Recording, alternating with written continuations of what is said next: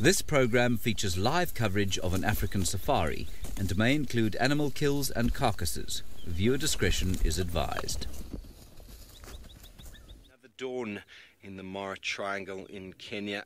The dawn has just broken. It is a beautiful 17 degrees Celsius, 61 degrees Fahrenheit. My name is Steve and I'm joined on camera once again by Big James, and we are out once again in the African wilderness, and it is Monday morning. For those of you in other parts of the world, it might still be Sunday evening, but it is Monday morning in this part of the world, and you know what that might mean. If you don't, well, you will find out a bit later.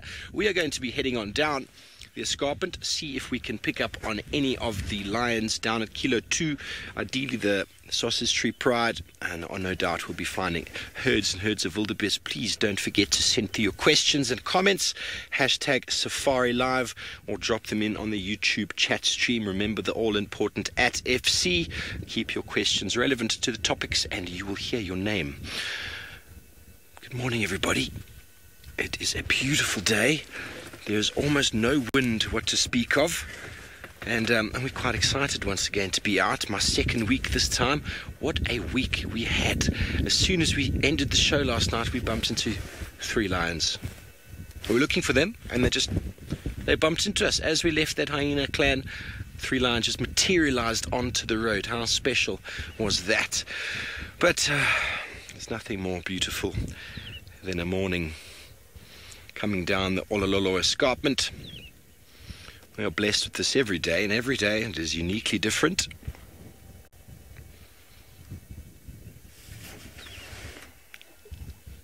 Welcome on board. Let us know how you're doing.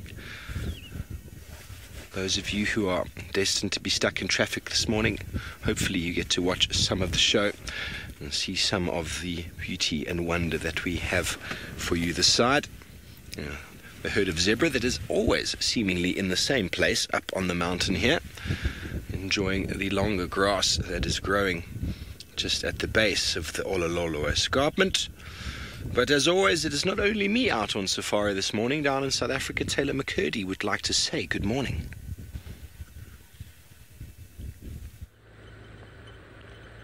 Good morning. It's very gloomy out here in the Sabi Sand. My name is Taylor McCurdy, and on camera with me is Craig, and we're not going to be gloomy.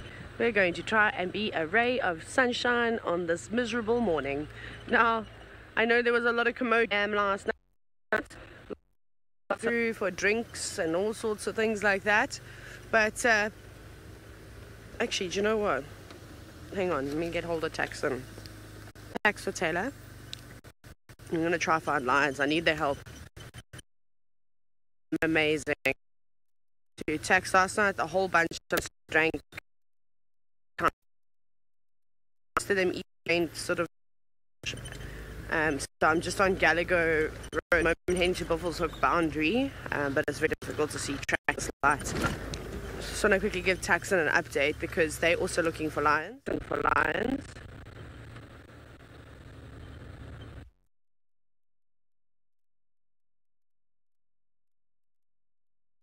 Copy, thank you very much. Oh, soz everybody. It's going to be one of those days. We're going to find you some lions in some good signal area. Off you go back East Africa with Steve.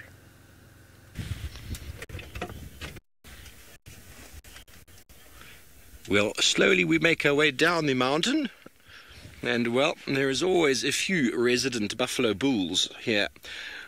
I know the shot might look a bit skew, but that is because the slope is slanting, and we always find a couple of bulls here, normally a herd or 2 as well. Oh, and very good, James. Just over there we've got some eland, just a little bit more to the right in the thickets. Eland, mountain eland, they're not actually, but fantastic to see some so early on in the morning.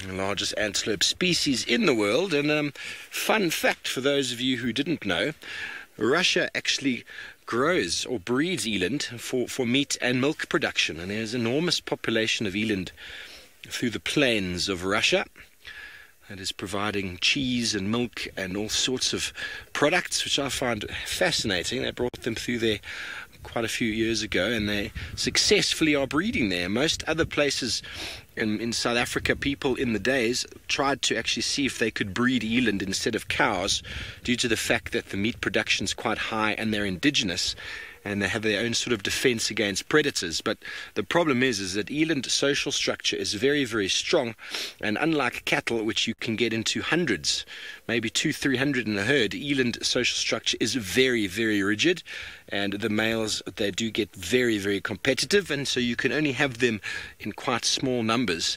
And secondly, eland are very susceptible to ticks.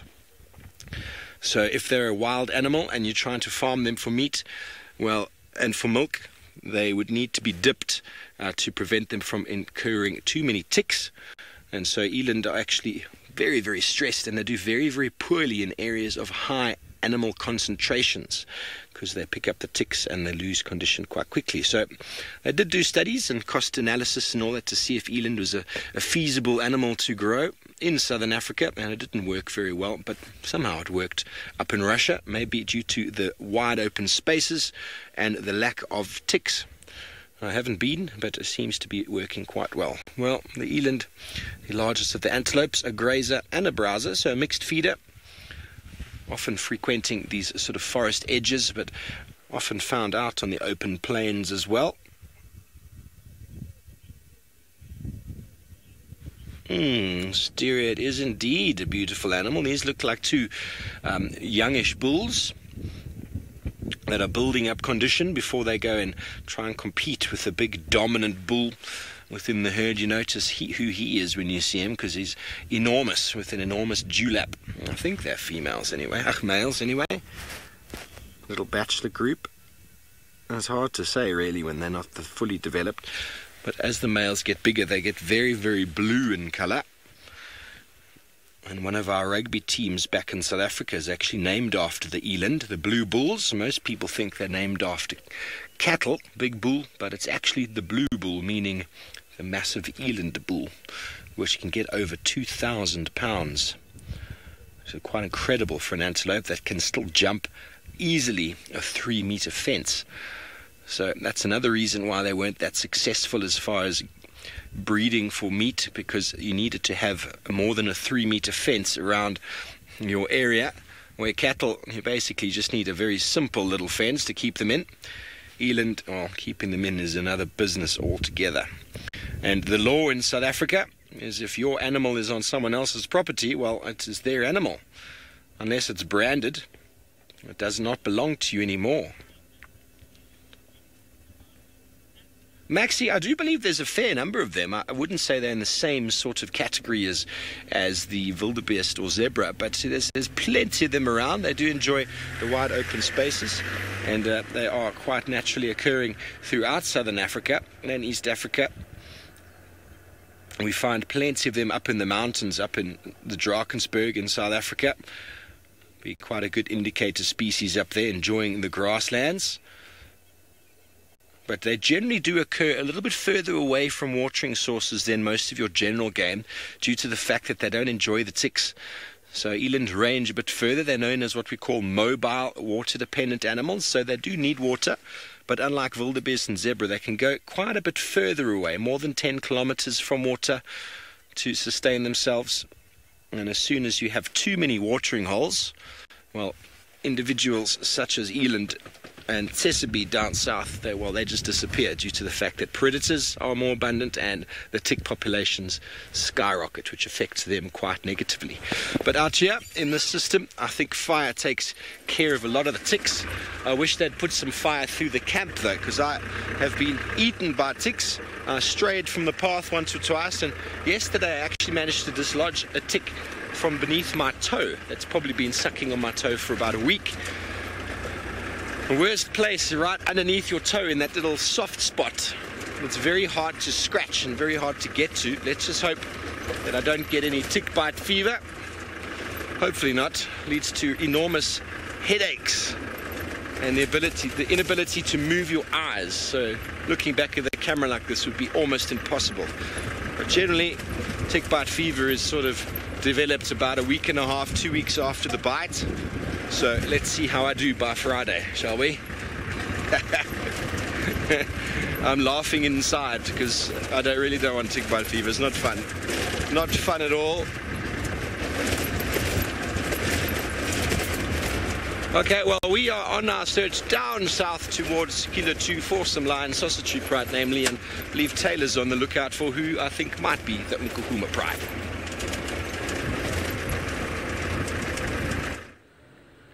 We are trying our absolute best. Luckily, we've got Taxon and Aubrey helping us this morning. They're guides from Juma, and they've got a big cat photographic safari group with them at the moment, so I know that they'll be excited to find lions. So we're all hoping, well, especially me, that the lions have not crossed out of Vuyatela. Because if they go into Buffelshoek, then we sadly cannot go in there to find them. So I've lost their tracks. No, I don't have all of them. There's about 3 different sets of tracks going in all sorts of directions. Aubrey's on one set, I'm on one set, and Taxon's on the other set. So hopefully we'll find a lion.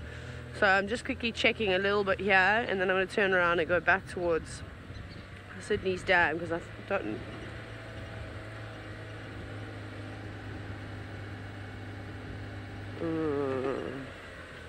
Just listening to an update. Some lines are going south. I lost my tracks. I have no idea what's going on. Okay, so I think we'll just quickly check towards Sydney's, and then we'll most likely head down to the south. That seems to be where some more tracks are going. I think I maybe had like 3 or 4 lions walking here. There weren't that many tracks, but there was more than one set of lion tracks. But again, with this horrible overcast weather, it's virtually impossible to see tracks. It makes it exceptionally difficult. But we will soldier on. Also, Steve, speaking of ticks, I've self-diagnosed myself now. I don't think I have got influenza or a cold or anything like that. I think I might actually just have tick bite fever, because the headache that I have today is just so spectacular. I didn't even have that much fun to warrant a headache like this. So I'm assuming, and from the rest of my symptoms, is yes, I think it might be tick bite fever, which I've had about 7 times. I mean, most guys get it, and you can treat it with antibiotics, but I won't. I'll probably just let it go and just kind of treat the symptoms. I don't even get the sort of nausea and dizziness that sometimes comes with tick bite fever. I just actually get the migraine, and normally I normally get quite swollen and sore around my throat, which kind of makes sense, and it's kind of happened to me every time. So maybe it's that. I hope so, which would explain why all the other stuff that I've been taking has done absolutely nothing. Okay, now we're going the opposite direction. We're going towards Sydney's Dam. I'm just going to keep my eyes on the floor. Just want to see if they have crossed over. If it was nice light, it'd be super easy. We'd actually be able to look ahead of us and see where they've crossed out. But this does make it a fair bit trickier. I was trying to think what these cats would do. Obviously they're split up. There's a lot of contact calling going on at the moment. They want to meet up. No, Dory, there isn't a vaccine. You kind of, like, you know, the more times you have it, I find you just kind of start to get used to it, which I mean is not ideal. But no, there isn't a vaccine for tick bite fever. It's just one of those things, you just kind of get it. But I'm trying to find the tick bite though, which I haven't been able to do. But to be honest, if I got bitten on my head, which is a possibility, I'd never know. There's so much hair here. Once I lost a hairbrush, I don't even know what happened to it, and yeah, so could also still be in there. I'm also just joking, obviously. There's someone. Emma also says she has that problem. She's lost so many things. Bobby pins. I have no idea where they go. Must be like a black hole in girls' hair. Emma says they go where all the abandoned socks go. That, hair ties, socks, bobby pins. What else, Craig? Ah, here's some... Oh, those Franklin's making that sound. Why are you shouting? No reason. Can't go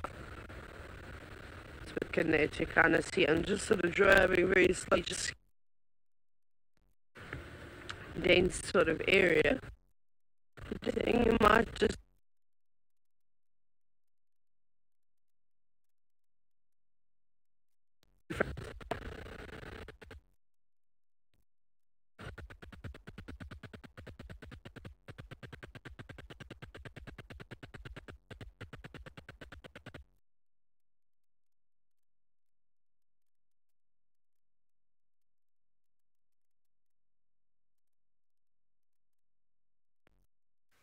Sorry folks, just turning off the road there.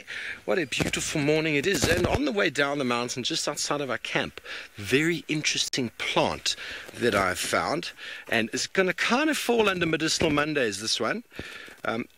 Beautiful, beautiful acacia. This is known as the whistling thorn acacia, one of the swollen thorns. You can clearly see the thorns very long, and look how swollen they are at the base there.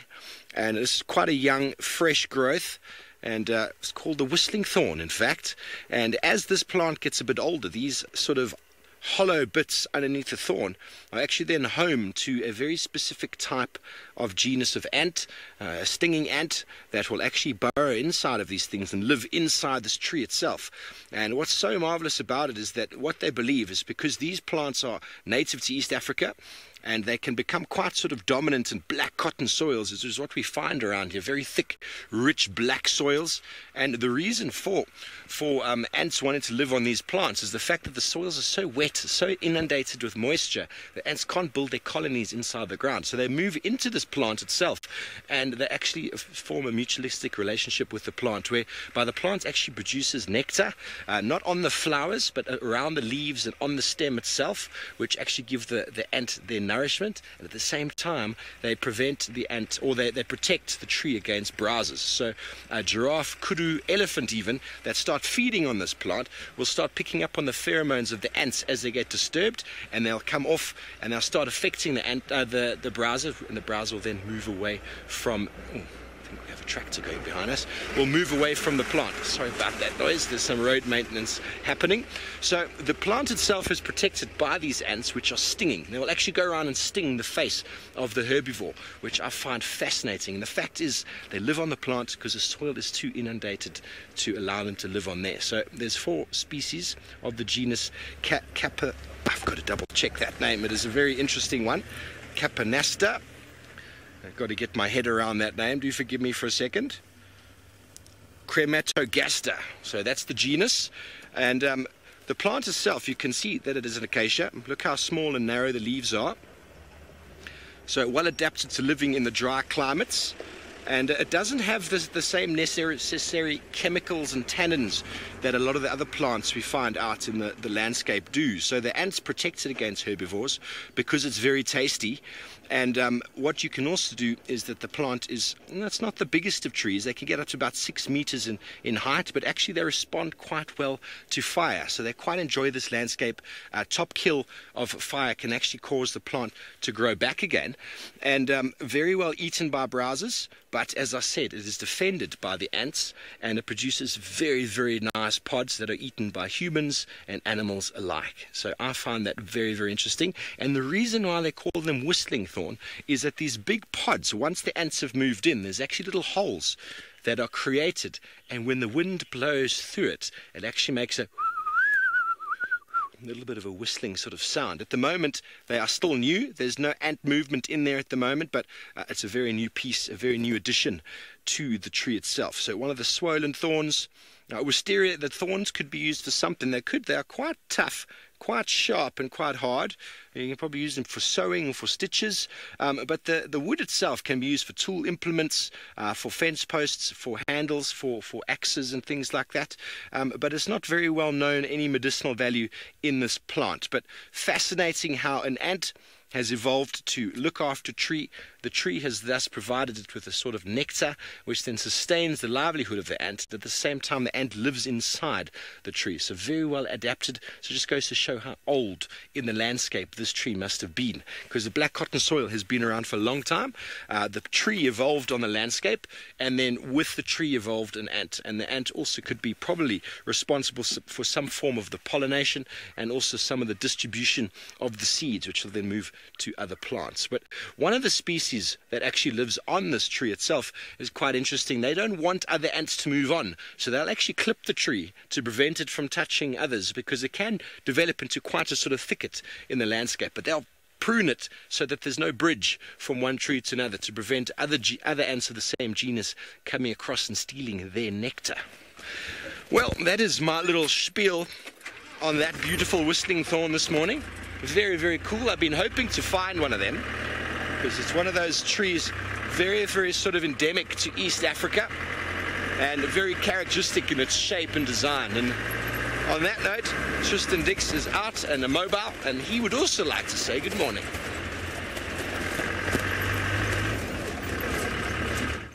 Indeed I would, and also to say sorry for a tardy start from my end. We've been trying to sort out things with Bushwalk and then Rusty, and nothing was quite working. But we're out, we've finished, we've sorted ourselves out, and hopefully going to be able to find lots of wonderful things. But as you can see, there is a whole bunch of helmet shrikes that are very upset,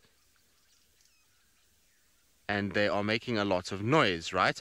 Now, the reason why is because there was a pearl-spotted owlet inside there. I can still hear it calling, so I'm going to try and see if I can get a view of this pearl-spotted owlet somewhere in this general vicinity.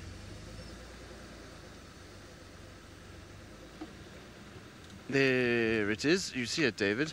Now, this is going to be quite tricky. You see there's a branch that has a V in it. Now, on the left of that V... no, go down a little bit for me. There we go. There, it just flew. It flies. So it's flying. Let's see if we can get it in the next marula. They are tricky to see. No, it's still flying through. It's going towards the dead tree. Okay, dead tree is going to be much easier. Let's get a little bit closer. The owl's making life quite tricky for us this morning, but always nice to see. This pearl-spotted owlet hangs around here. We see it regularly on most of these trees in this particular area. They kind of flies up and down. You hear it from camp a lot, and so it is a bird that we do see quite regularly. Now, where did you land exactly, little pearl-spotted owlet? Making enough noise to find it via audio. Yeah, I can hear it again. There's a woodpecker in amongst all of that as well. Can you see it, David? I can't see it either. Might be in the tree behind this marula, you know that. Let's just try a little bit further forward once more. There's definitely a woodpecker that's bouncing around in there, and shame, this poor owl is getting harassed by all the birds around here, because there is, you know, as they fly, given that they do hunt other birds, it's just being chased. Is that it? No, that's the woodpecker. It's definitely in this tree. I don't see it anywhere at all. No. Yeah, that's the woodpecker that's bouncing around.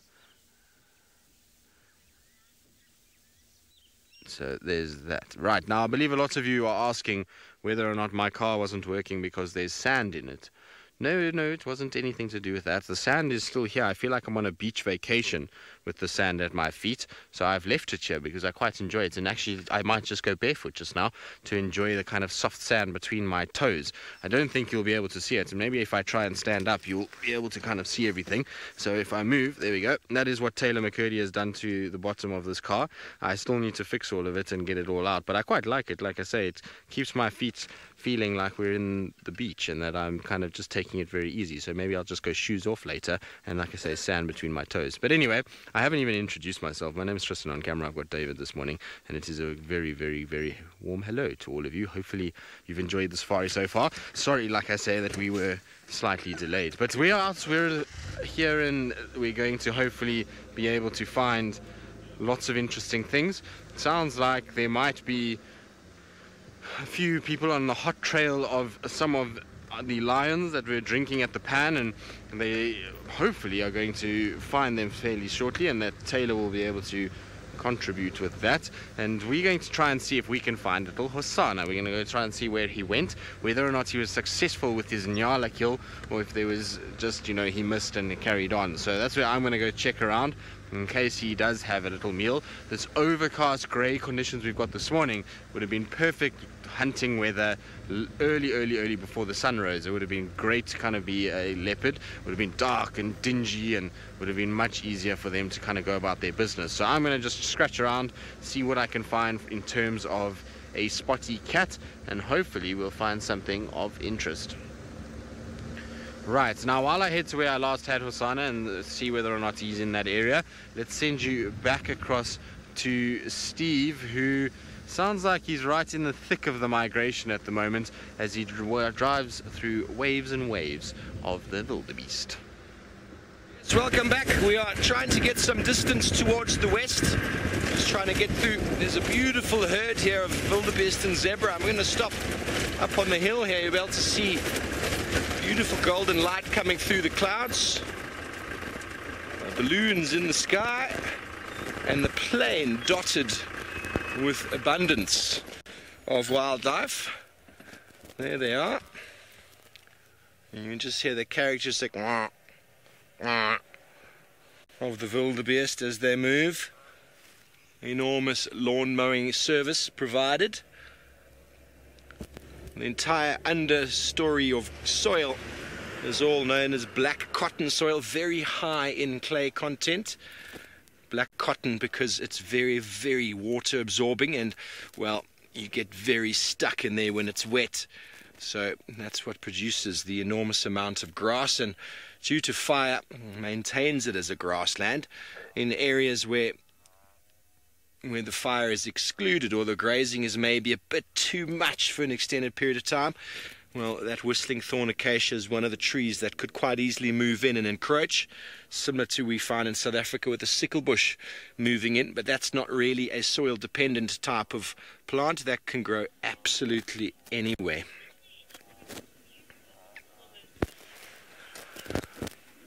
Jason, I think practical uses, you could probably use them for stitching or sewing, or maybe a few pegs for pegging things onto something, but nothing that I can really think of. You maybe could poke your friend with them, your younger brother. I know that my brother would love to have poked me with it if he could.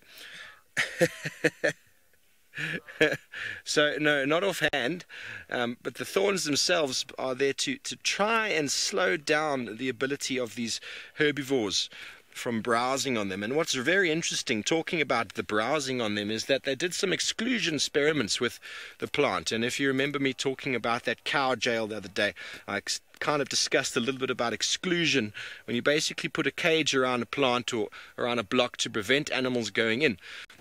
And they showed that these plants actually did very well with browsing. As soon as the browsing disappeared, a different type of ant moved in that actually facilitated sort of parasitic beetle larvae moving in. So with the browsing, actually led to the mutualistic relationship with these ant species, and take away the browsing and a different ant species moved in, which allowed parasitic beetle larvae to move in and damage the tree. So it's quite incredible how the arms race on the African plains is played out, that the plant actually needs to be eaten to sustain itself, and as soon as you take away the eating, well, then the tree starts doing quite poorly, which I think is fantastic. And as I said, the ant crops it back and keeps the tree leaves nice and sort of, prevents them from growing much bigger. So the ant kind of hedges them, keeps them in their place. So suppose it's browsing on its own accord. But as you can see, the Mara River trees line in the background there. The plains of wildebeest have been moving ever so closely to that river. And at some stage, I'm sure, in the next few weeks or so, or next few days even, we might be getting a large crossing, which would be quite exciting. Mary, I don't know how many, but they estimate the migration comprises 1.3 million or so wildebeest, 600,000 zebra, and I tell you, there are thousands and thousands and thousands. Sorry about the photo bomb there. Thousands of wildebeest everywhere you go at the moment. They are just studded all over the landscape. But on that note, we are going to continue on. We do have quite some distance to cover to get towards Kilo 2 in the south along the escarpment. We will be travelling past a lot of these herds along the way and maybe bump into what we think was the Owino pride we saw last night just down the road here. Not far from that hyena sort of clan that we closed the show with. We'll see if we can get any interesting activities. But those lions were looking rather full. They've definitely been enjoying their meal of the migration. It's just incredible, the entire landscape. Well, while we continue our search, it appears that Miss McCurdy has had some success.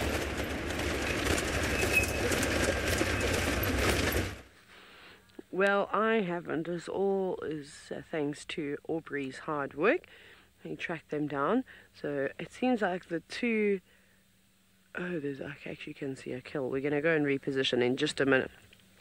So we've got the two Mangan boys. This is just one of them.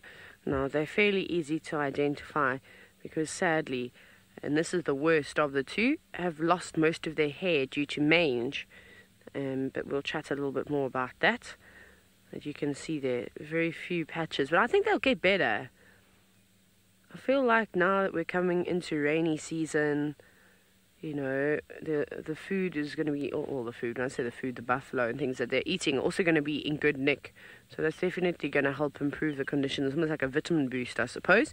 As soon as the quality of grass and leaves and things like that start to improve once the rain arrives, then the same thing will happen. Everybody, it's like having a flu shot before winter. Everybody will have this amazing a boost of, I'm sure, energy, vitamins that comes with the new growth of plants. Let me just quickly go around the corner because I can see that I think there's a kill over there. Now, we don't know if these guys have killed it or maybe they've stolen it from a leopard or from something else. Let's quickly go around. There's the other lion with the big belly. And there is a kill under the tree. Which makes, that's very, it's a warthog too.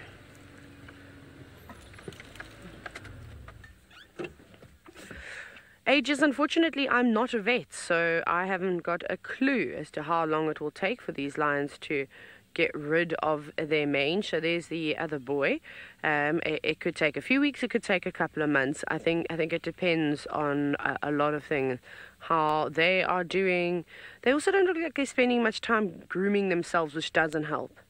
They need to constantly keep grooming, and that will also help, you know, control it. They seem to be very dirty at the moment and not looking after themselves, but perhaps they're super stressed with being kicked out, you know, and chased around by other lions. That's maybe why they're not looking so good. So just under this tree there is a warthog kill.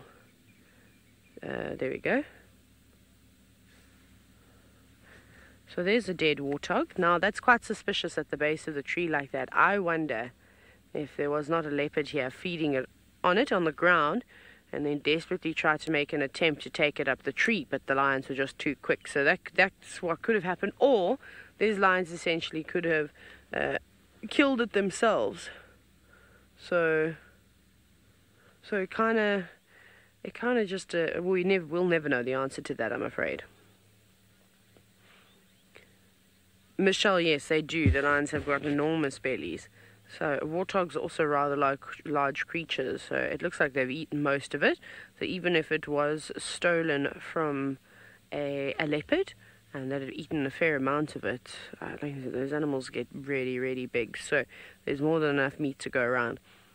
Yeah, the warthog doesn't smell particularly nice. Every now and then I'm getting like these little scents of dead carcass. Now, they have got full bellies. They've already gone for a drink of water. It's a nice cool day.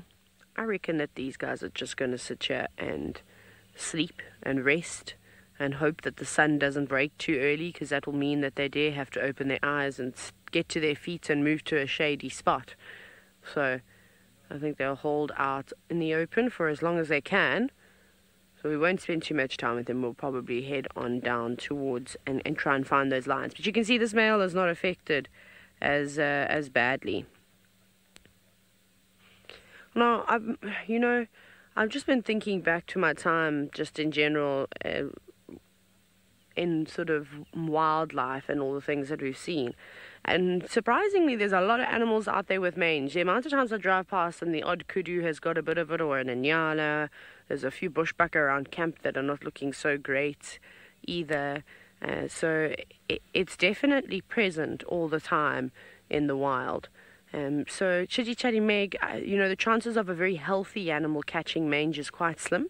Again, they've got their routines. They're constantly grooming themselves. They might be eating regularly, so they're in good nick. Mange really only takes over, like it has on that other line, when they're weakened. And I think stress will have a huge, or play a huge role in that too. So from what, just so I can obviously go into more depth about where these boys come from, because he knows quite a bit about the lions, working pretty much all over the Sabi Sand and for many, many, many years.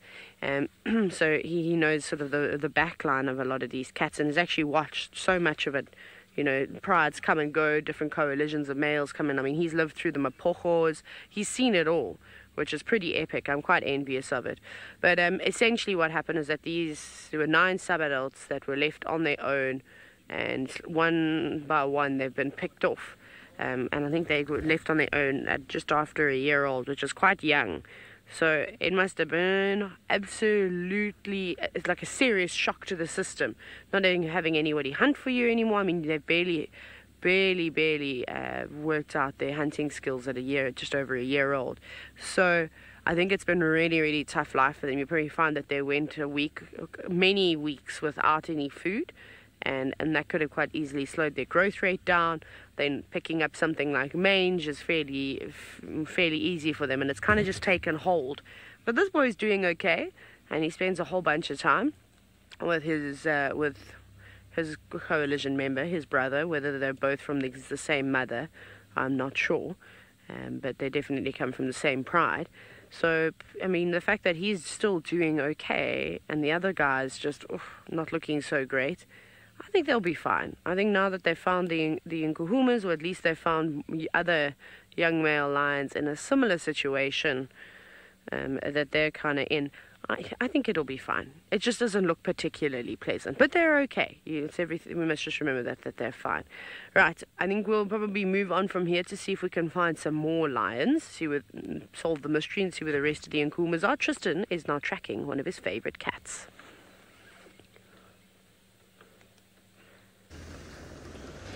Well, where I am, I just don't have tracks yet to actually properly start tracking. We're just checking around, trying to see where potentially Hosanna went. We checked where I left him last night, and no sign there at all of him having a carcass or anything like that. We checked a couple of the trees, and so I think he obviously missed. Even if he had killed Nyala there, he would have struggled, because it would have been, again, the same kind of thing that we often talk about, is that he's not that big yet to hoist carcasses of that size, and so it makes it a little tricky for him to actually get them up into a tree, and so he might then lose it to hyenas because of the size of the kill. So we're just kind of scratching now just to see maybe, just maybe, his tracks come through onto this area and onto this boundary. With the lions roaring and making a lot of noise, I highly doubt that he would have moved towards them and kind of gone towards where they are. So I think they would have kind of pushed north a little bit more, maybe up towards Buffelshoek Dam, or even onto Buffelshoek itself. So I'm just double checking to see. So Irene, the simple reason is that it's competition for food, and competition for security of babies. Now, there's a leopard track here. It doesn't look that fresh, but it's definitely a track for a leopard. I just want to see quickly if it goes over here. So basically, I mean, a lion is dangerous to a leopard is dangerous to a lion's cubs. They both eat meat, they both look for water, and so they just hate each other from that point of view. Also, it's about a dominance thing. Lions will want to dominate as much as possible. So there's where that leopard goes. You can see his tracks here. This looks like for Hosanna. So if you have a look just on my right hand side here, you'll see the tracks are going along the edge of the road, and so I think Hosanna's come out and has actually gone into Buffalo's Hook. So you can just see them just kind of right on the edge of the vehicle there. Unfortunately, they seem like they're going kind of eastwards, and I'm sure they're going to turn north into Buffalo's Hook. Looks like that they do. So I'm going to try and just kind of see, just double check. Still going. Still going. All right, well, let's follow these and see where they go. But I would imagine this is Hosana that's walked here. I can't imagine it would be anybody else, given we actually saw him very close to this area yesterday. So he's walking along the boundary, but it's an interesting way he's walking. I haven't seen him actually follow this before. I've never seen him walk on this sort of western path going this way. There's a dam behind us called Tambuti Dam that he does sometimes use. So I suppose it's possible that he just went in and then turned back. Still going. Let's see, maybe we get lucky.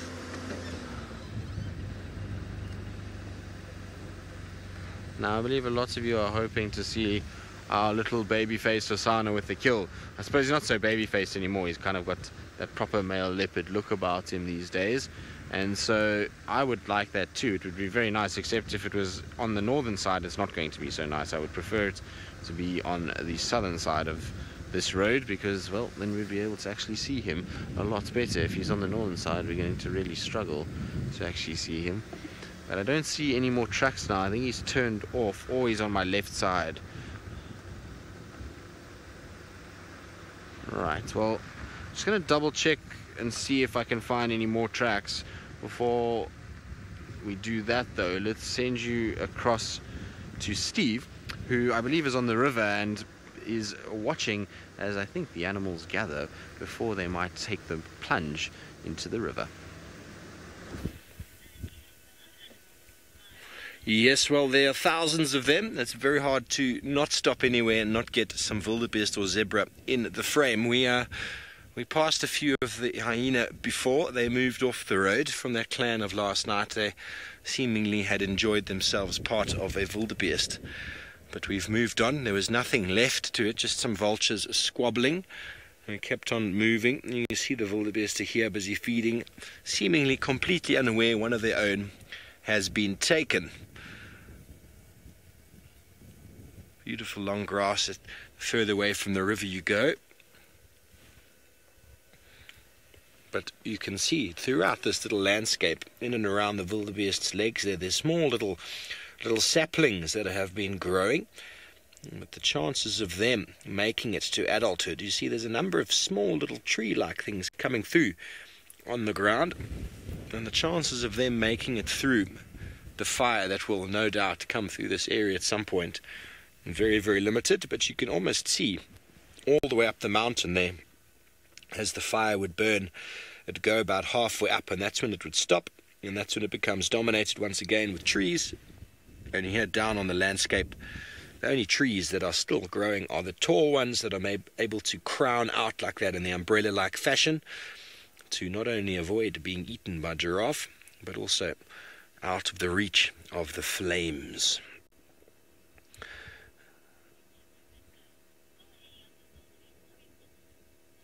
It's possible. It's possible some of them are pregnant.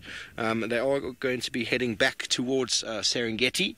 I'm not actually 100% sure on the dynamics of it all. Being my first migration, majority of the females, I suppose, dropped their youngsters, 5-6 months ago in the Serengeti plains before moving all the way up here. But it's doubtful that all of them had babies, so some of them might have been impregnated. I saw a couple mountings the other day, but it's not the sort of norm at the moment. I don't think there's too much in the way of breeding at the moment, but it's possible that slowly but surely the mating will start happening, maybe on their way back again. Maybe it all happens down there. I'm actually not very sure. It's something I'm going to have a look at. But wouldn't it be marvelous if we could find ourselves on the other side of the Serengeti for next season to watch the carving of the wildebeest en masse? That would be very, very interesting. I was chatting with Brent, and he said he's going to be there. He's got a tour. He's going to be heading through. He'll be in the next year seeing the breeding. Maxie, they do move around together. The zebra facilitate the feeding. They're able to feed on the grass that's much longer, and they open it up for the wildebeest. So in a way, the wildebeest follow the zebra. That's kind of the way it sort of works. But then when there's fire, all the wildebeest can then go into an area on their own, because the grass is beautifully opened up for them and really nice and short. So the zebra generally sort of stick to their own, and the wildebeest to their own, but they do come into these enormous herds due to the fact that there's an enormous amount of feeding or grazing available. So yes, you do find them together, but I think they don't move as one unit. We noticed yesterday we saw some zebra crossing the river and the wildebeest not. So there's definitely a different mindset between the two species. Although they do find themselves in the same area, they do move for different sort of reasons, and the wildebeest move exclusively for the rains. The zebra can feed on less quality vegetation than the wildebeest can, so they can almost stay if they wanted to a little bit longer, but invariably it's the diminishing resources that cause the animals to all start moving steadily south again, and the rains falling far in the distance, which will obviously then re-establish the short grasslands of the Serengeti, which are highly productive, as are these areas, and the large herds will move all the way back down south again. When exactly that will happen, I am not sure.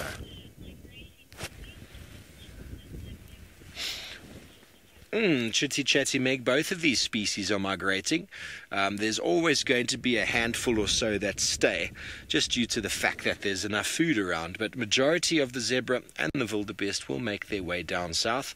The only reason, or the only time you have animals or wildebeest staying, is if there's food for them, and if the migration has been thwarted in some way, the driver hasn't allowed them to move down south, or they just decided, well, why should we go away?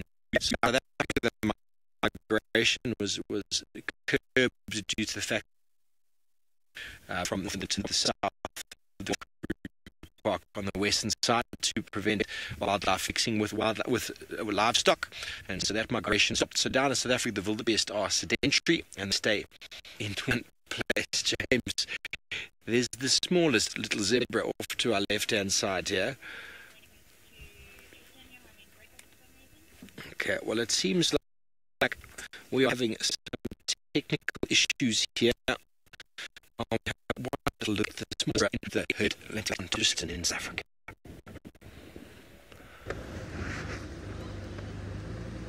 Indeed you are, and hopefully those gremlins will be vanquished by one of our tech geniuses and get rid of them, so that Steve can kind of carry on with his drive and carry on admiring the wildebeest and the zebra.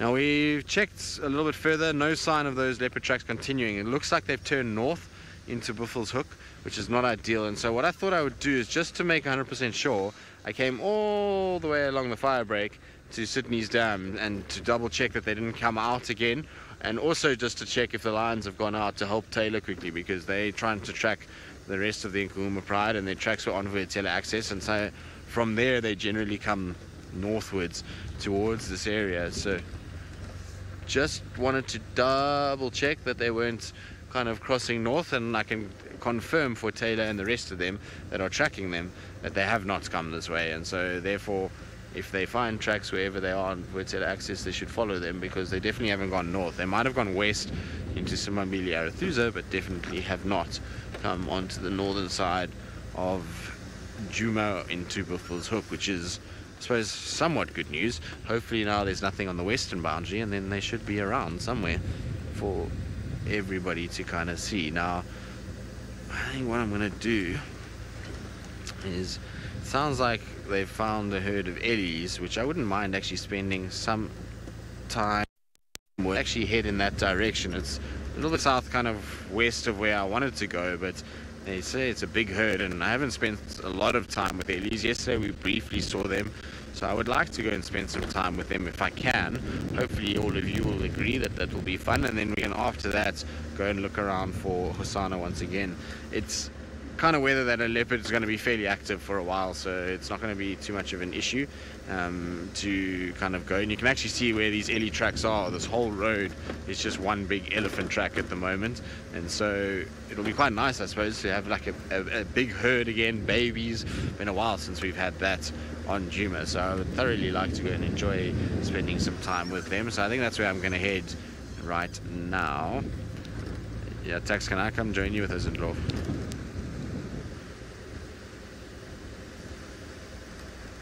I'm just going to ask Tax if we can go and join him.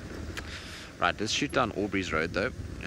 That should help us just narrow things down in terms of whether or not the lions came this way. Also, we can just maybe quickly pop into this den, this hyena den, and just see if anything's happening here while we're here.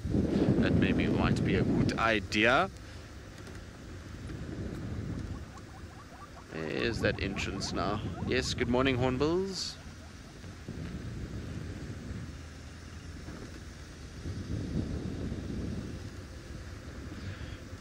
So Michael, you were asking to pop into the hyena den. I'm sure you're itching to try and see these little ones again, but we've had not much luck trying to find the den, and hopefully this morning is the morning. It doesn't look promising because I can see about 400 impalas around that termite mound, so that is definitely means that I'm not even going to go in from here. I can just see the entire mound is surrounded by impalas, and if there was a hyena there, you would not be seeing them like that. So it's tricky to see it from here, but straight through there you can actually see the impalas. So they're right up against the den. The termite mound is just kind of behind them a little bit, so there's not going to be any hyenas. Like I say, the impalas will not walk that close to where the hyenas are. Where you see there's a little kind of edge there where the impalas are, that's the den itself. So they're standing literally on top of the den that there is, and so I'm pretty sure that there's no need to even go and check in that area for hyenas, unfortunately. There's a path that runs from here straight across to Gallagher's shortcut, and this is a well-worn path at the moment. There's hyena tracks going back and forth, back and forth, back and forth. So maybe Gallagher shortcuts is also a good place to go and check for this den, but definitely with that many impalas there's no chance. The hyenas, you know, while they don't hunt impalas as regularly as a lion or leopard, and impalas are somewhat tolerant, they just won't go and approach a hyena at its den site and just mill about feeding. That's asking for trouble. So I'm pretty sure there's no hyenas in there. Like I say, we don't even have to really go to the den to know that.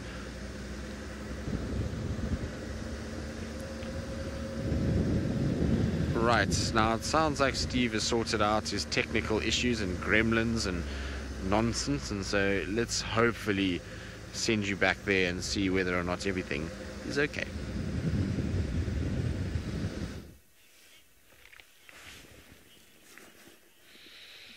Well, thank you, Trist. We hope we've sorted out the tech issues. Edwin is on the other side with all sorts of things that I wouldn't be able to explain to you at all. I just know that something was going wrong, but it sounds as if it's all back to normal. Well, we found 2 batellier in the tree. I first stopped because seeing a batellier often is a good indication of a fresh kill. They are the first birds of prey to be able to move around in the early morning. There is the female, you can see with her white mini skirt and her shoulder pads, and the male has only got the white waistcoat when you see it on the outside. That's what makes it easy to identify them when they are perched. But Shimungwe, the Shanghai name for the batellier, the first always to arrive on the scene of a kill or of a carcass, and because they don't have a tail, they're very interesting looking flight pattern they have. They're able to fly in almost no air resistance at all. So they're able to fly early morning, and they fly long before the vultures are able to. And vultures, just like us, will use batelliers as an indication of where the prey might be, or the carcass. But I think it might just be very early in the morning, and this love pair, love duo, maybe has been roosting in this tree. There's no sign of any nest whatsoever there to speak of at the moment in the beautiful torchwood, but you never know. So I've spoken about it already this morning, and I'd like to show you what I meant by black cotton soil. And I've gotten a few pieces from out of the car. Yes, I've ventured out of the car, folks. Not very far, mind you, but have a look at these bits of black cotton soil. This is very, very nutrient-rich, clay soil. James can go right in on there. And when this gets wet, it swells, and when it gets dry, it shrinks. And that is black cotton soil. It's very, very high in clay content. There's quite a bit of organic material in there, and grass absolutely loves this because this holds the moisture towards the surface. It doesn't go through, almost like the bottom of a dam. It holds the moisture, but trees do not do very well in this. Trees need to be able to get through the black cotton soil so as to get their roots established, but many of the acacia species are able to grow in black cotton soil because their roots are right along the surface, and they don't mind the shrinking and swelling that happens. James, trees need to make adaptations, most certainly. I mean, essentially, a lot of your acacia species, namely the fever tree, are able to grow in inundated black cotton soil. Their roots don't do too badly with the shrinking and swelling, because what happens with this clay? It shrinks and it swells, and the worst thing you can do to a tree is damage its roots. So most trees do not do well at all in black cotton soil. They either out here are growing on a termite mound, which is not getting the shrinking and swelling sort of effect, and the roots are getting through to the ground water, or acacias, knobthorns quite like black cotton soil, but not if it's inundated. So their roots need to be quite shallow and just along the surface, and obviously resistant to that shrinking and swelling effect that will just sort of shear the roots off altogether. But out here, because of that soil, you get that abundance of the grass layer. But the whistling thorn, they would grow in there because it's an acacia. They're able to grow in black cotton soil, but not too wet. As soon as it gets very, very wet, it turns into swamp, and that's when you get the fever trees. And there are many places in Africa where that occurs, and that is where it is inundated at least once every single season. It does dry out again, but can you imagine your root inside this thing? It closes on you, and then it opens, and it closes on you. The roots just get absolutely sheared. Grass is not so affected by it at all. But very interesting. And there is the clay. Back off you go, clay. But when that gets wet, you will get stuck in here like you have no idea. It just churns into the wheels, and there's almost no way through. Ask the rest of the Marshmallow Club. There's actually a place in northern or sort of central Kruger National Park that during the wet season, because back in the 80s, South Africa was pretty much having a border war with a number of countries, and there was a place in the Kruger where they were completely, in the summer months, completely happy with the fact that no sort of enemy vehicles could cross that boundary, because the black cotton soil was completely unpassable from a vehicle point of view. So quite interesting how it was used as a defense as well, because you get stuck once and well, you learn. Don't drive there again. Okay, well, we're going to continue on here. You can see we're just sort of following the escarpment. While we do that, looking for our lions, I believe Taylor's moved on. I'm not sure what her plans are. Let's go back down to her.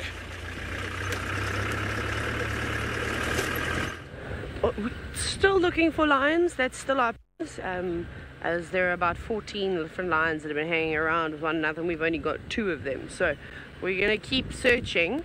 I'm just checking a little bit further south and then to the west. So we've checked around Treehouse Down. There was no sign of them. But now I think we're going to go, with all the vehicles that drive up and down Gowrie Main, sometimes it's a bit hopeless to even check that road. I think we might drive this fire break all the way up back towards Fullerman's Cut Line, then I think we'll jump onto Zoe's Road and kind of check around there too. So we just don't know if the rest of the pride have crossed out or if they're just laying in a block somewhere. So there's a couple of, well, again, myself, Aubrey and Taxon are still all circling the area trying to find the rest of them. And sitting in one place is not going to find you anything. Sometimes it might, sometimes they might come walking towards you.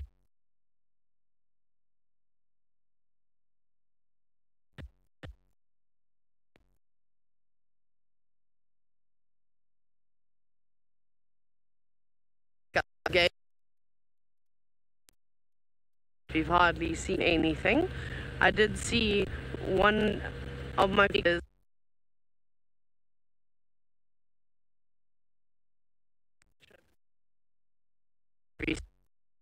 and I stopped so far away. It doesn't seem to work. Up the day. goodness. Those pesky gremlins are grabbing me all morning long. Right, Tristan has managed to find quite a large herd of my favorite animal.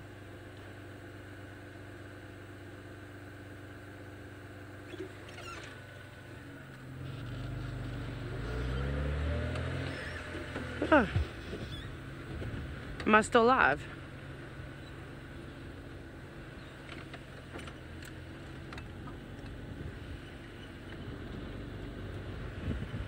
Ah, there we go. Sorry, there was not a clear message there that came through. Sorry, everybody. It seems as though the gremlins are also getting Tristan this morning. Okay, well, we'll keep searching. He texted in the truth he just said. I said he doesn't think he'll be able to tell if the lions crossed one of the boundary roads. There's been a lot of vehicles going up and down as there's some construction taking place in the Sabi Sand at the moment. Some lodges are being renovated and all sorts of wonderful things, which means there's a whole ton of really, really big trucks coming through, which they drive over all our tracks, which is really just annoying, to be honest. So we'll try and check. That's why I decided to go on the fire break where they cannot drive. So I thought it would probably be a lot easier to spot the tracks here than on the road next to me. And it's also not as bumpy. But black just yet. Okay, from here, I think we're going to drive Zoe's. I think Zoe's. You just let me know when you're ready, Emma. No rush. We'll be here. You get you guys sorted on that side and then we'll link across when it's ready. Sorry everybody, there's all sorts of technical difficulties this morning. Okay. I'm not sending you to Tristan this time round. He's fighting them off. Wait, there goes the Dacre. Maybe you saw it. Off you go to Steve.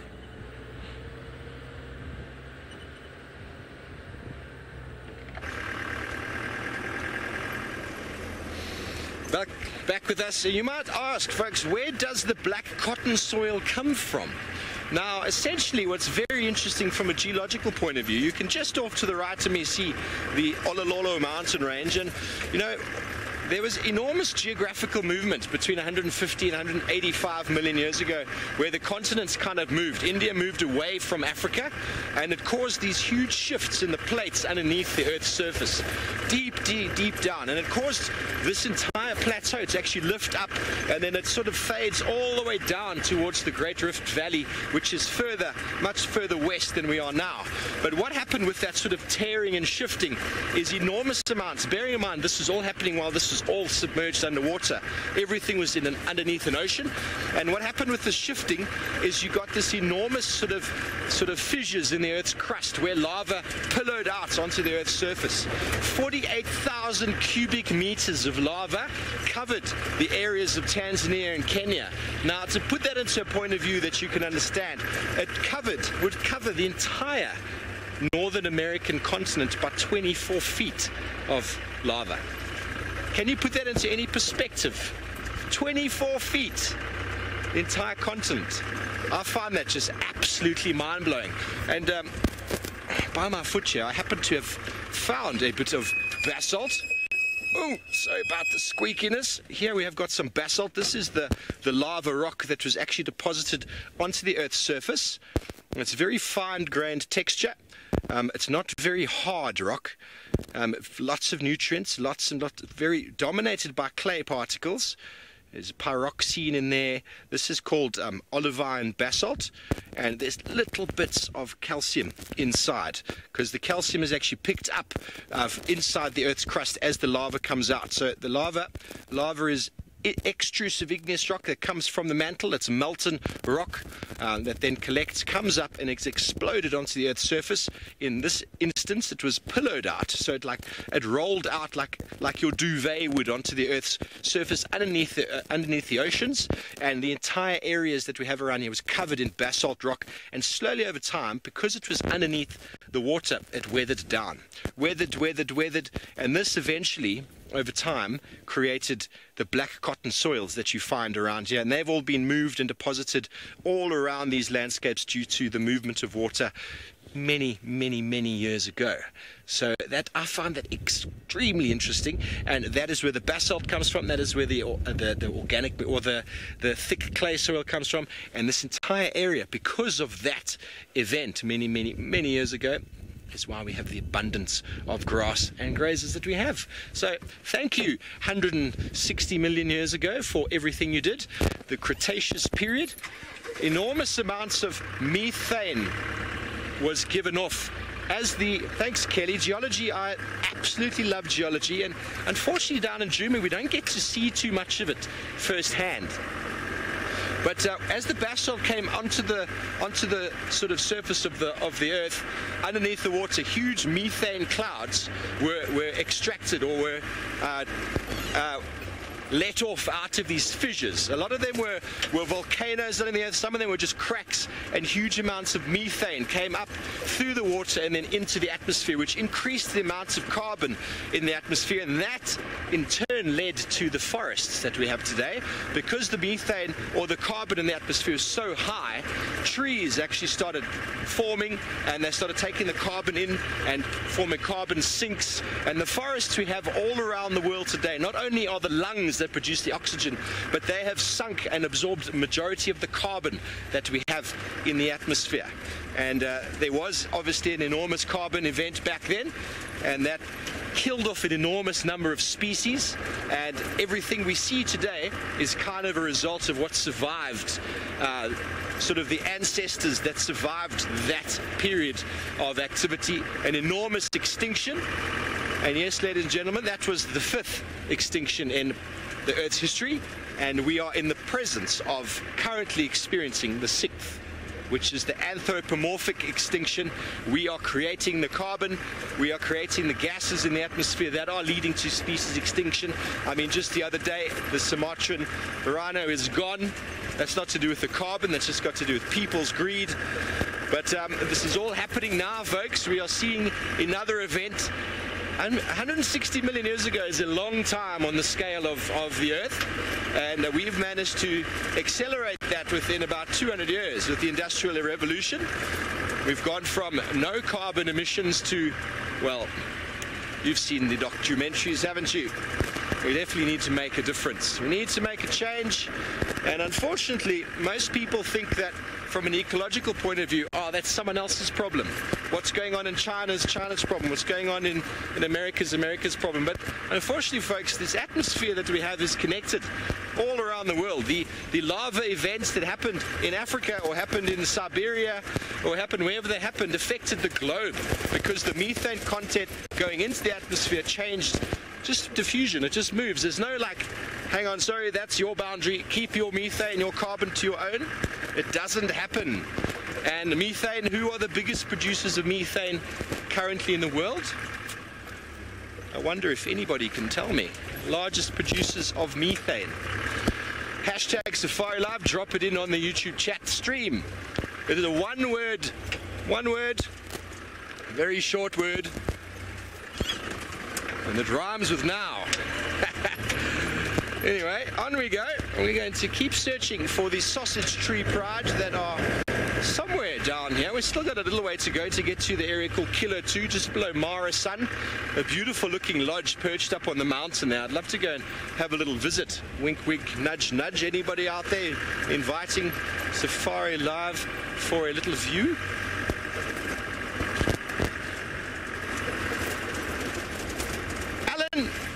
Alan, who's one of our visitors from the SafariLive experience, is saying Australia is the biggest producer. Well, I'm not talking about a country, Alan. I'm not talking specifically about a country. I'm talking about something that is going on the planet in enormous numbers. Enormous numbers. And it's not a country. Pretty much every country, almost every country in the world is responsible.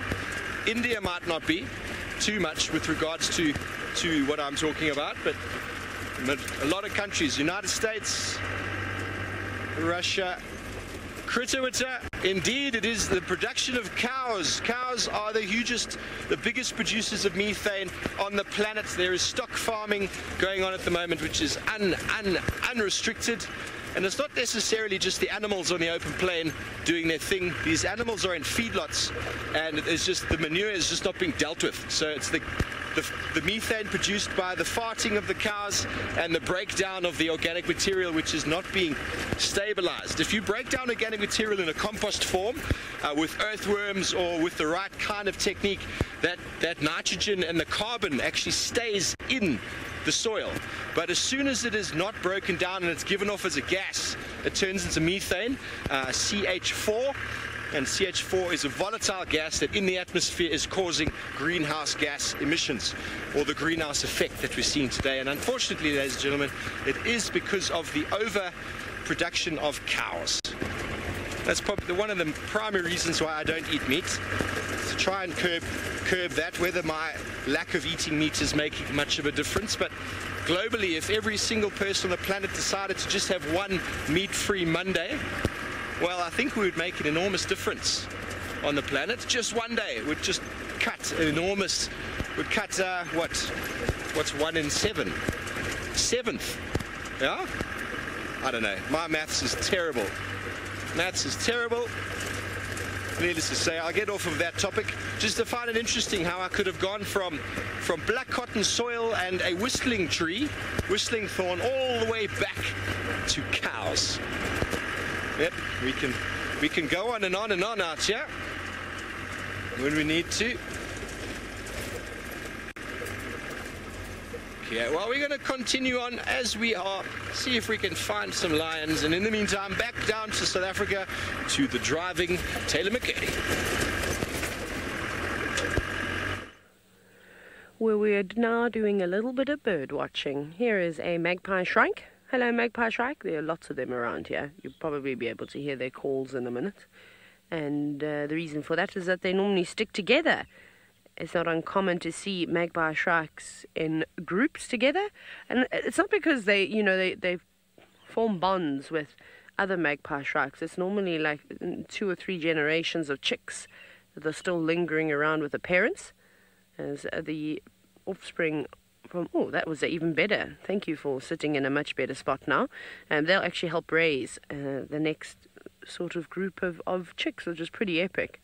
Now, this is very typical behavior, perched up sort of mid-level in the trees and then diving down into the grass to feast on insects. And there has been, all of a sudden, this huge gathering of little grasshoppers or locusts or something, I don't know, but there's lots of them. I'm going to go forward because there is some green pigeons sitting up here. Craig pointed them out to me. Look like Christmas decorations. So there's a whole lot of grasshoppers at the moment, which is quite cool. They're bouncing everywhere. So I bet the birds that eat insects like drongos and starlings and the magpie shrikes are all very happy at the moment. But an unusual tree to find the African green pigeon sitting in, because, well, there's no fruit on that marula tree. There's not even any leaves. Maybe it's waiting for a shimmer of light to pop through the clouds to try and warm up, because it is a little bit chilly. You can see this one is actually in a deep sleep and has fluffed itself out. You're opening your eyes now a little bit. Ah, deep breath.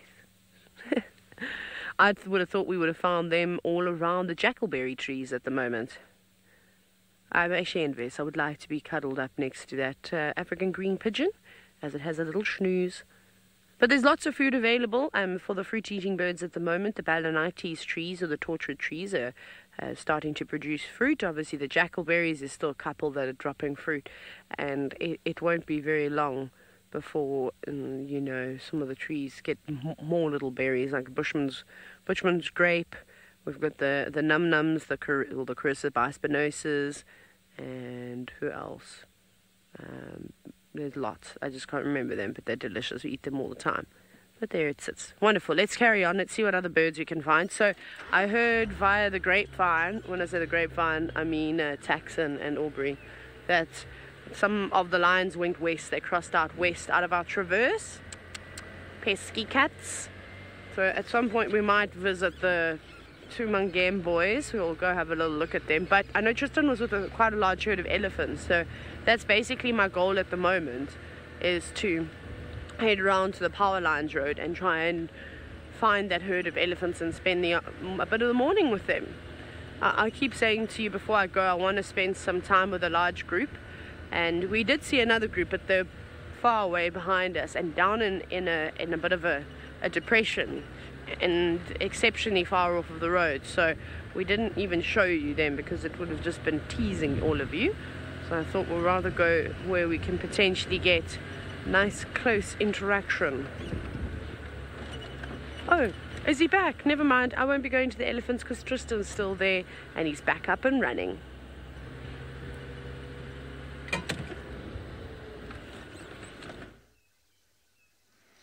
Indeed, I am back up and running once again. It's been a bit of a kind of up and down morning already, but at least we found our Ellies. It is a monstrous herd that there is here. There's probably, I would say, easily 30-40 animals that are moving around through here, maybe even more. The problem is that we've missed most of them now, so a lot of them have kind of gone off into the thickets on both sides, and lots have pushed west towards Simambili and Arathusa, and so we've just kind of got the back end of them at this stage. But still nice to see. It's amazing that there's just kind of these big grey giants all over the place. There's a lot of females here. I haven't seen any really big bulls yet, but lots and lots of females around. And I was secretly hoping that it might be Fang's herd, but it's not. So for those of you who have no idea who Fang is, well, Fang is an elephant we get to see here from time to time. She's part of a very big herd of elephants, and she has a very long backward-facing tusk that comes down, and so it grows kind of back at her in a rounded sort of half circle, and she comes through from time to time, and we haven't seen her for a while, so I was hoping that we would be able to, it was going to be her herd that was going to be around, but it seems as though it's not. I definitely haven't seen her, and seen quite a few of the Ellies that were around here, but they're all seemingly kind of moving into different directions now. One grouping went west, and then a big group went south, and then there's this group that's just kind of hanging around. So I don't know if all the sort of Ellies all came together for a little bit just to kind of say hello to one another and have a little bit of a feed, and then have now split off into their normal groupings.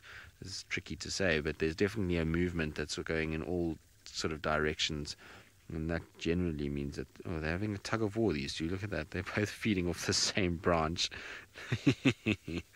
So mom has obviously got one side, and the little baby grabbed the other side. Well, it's not a little baby, it's a teenager now at that age. It's probably, I would say, easily close to sort of 8, 9, around that area. So old enough to get its own food, but I suppose if mom is providing, might as well just use it. But really cool to kind of see Ellies again in numbers. It's been so quiet on the elephant front. I'm so glad that they're kind of starting to filter back the last couple of days. Max, you say, what big eyelashes? Yes, it's one thing that an elephant is well known for, is its eyelash. It's got long eyelashes. No, don't be shy and hide your eyelashes. Yes, there we go. Long eyelashes that they use basically to keep dust out of their eyes. Remember that elephants throw a lot of dust on their bodies and around there, and they walk through a lot of areas with big sharp thorns, and so those eyes or eyelashes just protect the eye somewhat to keep the dust out, make sure that the eye is in good condition for the most part. So it's very, very useful. Not only does it look nice, it's very, very useful too. Snazzy indeed, branch wars happen. So Ellies will argue and box each other over certain food sources. Sometimes you'll find, particularly if there's big bulls around, they can be a bit of a menace, and they can push younger bulls away, and they'll take over whatever food that younger bull has found. What are you doing? No, obviously didn't smell good. Seems to have just been smelt it and said, no, that's not what I want. I'm not going to eat that branch at all. Now what's interesting is this female that's moving off now, she must be very, very old. You can see, look at her tusks, how stained and chipped and broken they are. She's obviously spent a lot of time out here, and those tusks are not in the greatest of condition. Her body looks okay though. She's not exactly thin or emaciated as Ellies do when they get very, very old, but her temples are a little bit sunken in, and definitely her tusks show huge amounts of wear and tear, and that's probably indicative of a life that's been spent out in the bush for many, many years. They do start to get that little bit of staining that takes place, and like I say, a lot of kind of wear that also you'll see on them. But even in a female, they will wear their tusks down from feeding. So they don't use their tusks as much as what a male would, but there's still that wearing down that takes place with feeding and general day-to-day activities.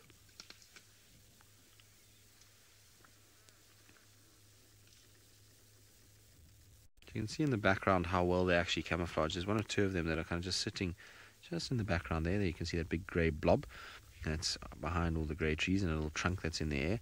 So they really do blend in. At this time of the year, you'd think that an ellie would be easily visible, and for the most part they are, but you know, when they get into a grey area and they kind of stand quite far away and stand dead still, it can be very, very tricky to actually see them. So they do blend very well, even for such a big animal.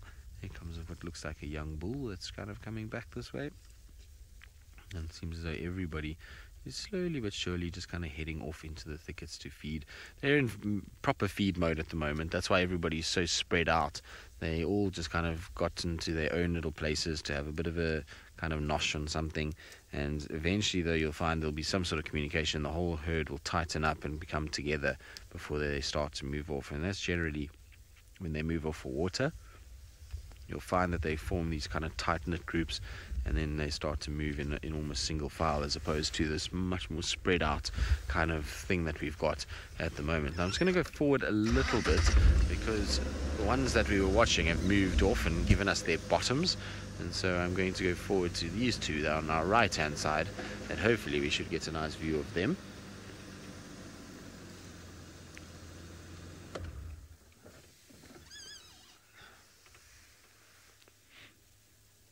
Isn't that nice? A grey, gloomy day, and ellies, nothing wrong with that. Right, while we kind of see whether or not this female is going to cross the road in front of us, let's send you back across to Taylor and see what her plans are now for the rest of the morning. Well, we're just bumbling along, but on that termite mound over there I've spotted some creatures. They are dwarf mongoose. Just the two of them. There might be more running around. I don't think they're wanting to stick around for very long. We'll see. They seem to be a bit jittery. I don't know. That one's coming back out. Hello? Are you living there? It looks like you're living there. That's your dung. Well, it might not be yours, but it's definitely some of your family members. Are you just checking? Oh, that one. Oh no, it's depositing. It's contributing. Rolling down. Oops. There we go. Wonderful, thank you very much for that. And now you're feeling very proud of yourself. Well done. It's always nice to watch a morning constitution with the animals, don't you think? I mean, mongoose, when they're all fluffed up like that, they have more of a ginger tinge, don't you think? You heard me say that. Don't worry, the dwarf mongoose in the Mara Triangle are even redder than you could even dream of. I think it's quite nice. It matches their nose. I like the way that that one has positioned itself up top, and I'm convinced that the squirrels, the mongoose, and the baboons use the chimneys, although I don't think that chimney of that termite mound is open. I think that they totally use them as bottom warmers, like, you know, seat warmers in a car. I feel like that's the equivalent out here with all the hot air that is expelled from a termite mound. Oh, they're kept at quite a high temperature, these mounds. What are you doing now? I don't know what it is doing. Very busy. I feel like if I was going to be an animal, I'd probably be a dwarf mongoose. Not because I want to. I mean, I don't think I'd want to be that small. I feel like I'd get eaten. But the way that they're so busy, look how quick they go. Can't sit still for a second. Right, off it goes. Wonderful. Thank you, mongoose. We got the whole show. So they're obviously living in this mound. By all the feces there. Okay, I think we're going to go to the far east and we're going to check Buffelshoek Dam. We're just going to do a bit of driving and checking instead of getting stuck in the same area. We know most of the lines have now crossed out, but do keep an eye out on the dam cam, because you don't know when those young Mungane boys might go for a drink. We can always pop back round and have another look at them, but for now, while they're sleeping with their bellies facing the sky, we'll probably do a bit of birding, look for some of the smaller creatures. We might even try and have a second go at finding the the Dacre that I've been telling you about, the Chele Pan. I think if it's a boy, I don't know if it's a male. I've seen two. I've seen a male and a female there before, but it's going to be Dirk Dacre. That's what his name will be. We'll see which one we find first. Yeah. That is the one, Dirk Dacre. Haha. It's a little play on something, but I don't know if any of you will pick it up. Maybe. Told a story about a similar name before. It was a giraffe. Okay. So I'm just gonna scan around and see what birds and things we can find. I'm looking for a bird party, ideally. Now, I feel like Tristan's plan this morning is to not move particularly far away from camp, and so far he's doing a good job.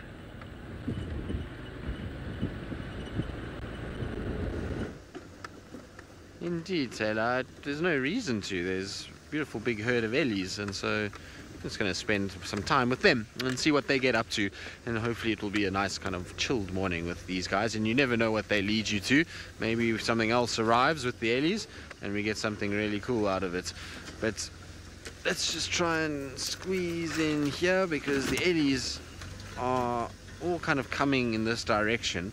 So what I'm trying to kind of roughly do is just to park in this area and then hopefully have them kind of walk somewhat towards us. So you'll see that there's a lot on our left hand side, and I'm hoping that if I just sit tight here that they eventually will come. There's another herd that's in this area, so there's this grouping, and then there was another grouping that already had kind of gotten to where I was when I had to quickly shoot back to camp, and so they seem to have moved off quite a bit already. I was hoping that they would still be around and the kind of sum total of this herd would all come together, but it seems as though it was 3 different groupings that must have just met briefly while we were around and then decided all to kind of move off and go their separate ways at this stage. So it's not ideal, because it would be nice to have all of them, but at least we do have still some kind of moving around, and you can see they are in absolute paradise at the moment, not so much from a kind of finding food point of view, but the weather today is perfect for ellies. It's cool, it's overcast, but it's not windy, and that makes an elephant happy. It means they're not getting obliterated by the sun. It means that they'll spend a lot longer feeding in areas like this that generally they can't do unless it's at night. So during the day they can't really feed in a place like this. There's not enough shade for these guys. They would be getting absolutely belted by the sun if it was a proper hot summer's day. And so, you know, they'll take advantage of these cooler weather conditions, and you'll find they'll feed in areas that they typically don't during the day, and they'll kind of sit out in the open and take it very easy as they pick up branches and roots and various other items to be able to feed on. And you can see most of it at the moment is either being taken from underground in the form of roots being pulled up, or they're breaking branches and stripping that cambium layer and eating that. There's not really much else for these guys. The grass is pretty much nutrient deficient at this stage. There's nothing really in it, and well, there's really very few fruits and leaves around too. So roots and tubers it is, and bark at this stage, and it means that these ellies will actually be eating a lot more now than they do in the summer months, which sounds quite strange, but they will eat probably about 6% of their body weight now, as opposed to about 4% during the summer months. There's a bit of a variation, and it's because in summer the foods that they eat generally are far more nutritious than what they're actually feeding on currently. At the moment it's all kind of dead and dry and not very, very kind of scrumptious or nutritious, but as the sort of summer starts to come, so things become a lot better to actually eat. What is surprising with this whole big group that we've seen on all these different kind of ellies that were around is that I haven't actually seen any signs of little baby ellies, or small babies, which is quite strange. Good. Well, we'll still be with our ellies for a while longer. Hopefully they will continue to make their way towards us. In the meantime, though, let's send you across to Taylor and Dirk the Dacre.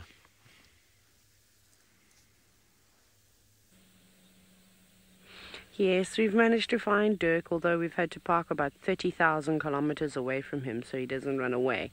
Now, this is Dirk Dacre. He lives at Chele Pan. Sometimes he has Mrs.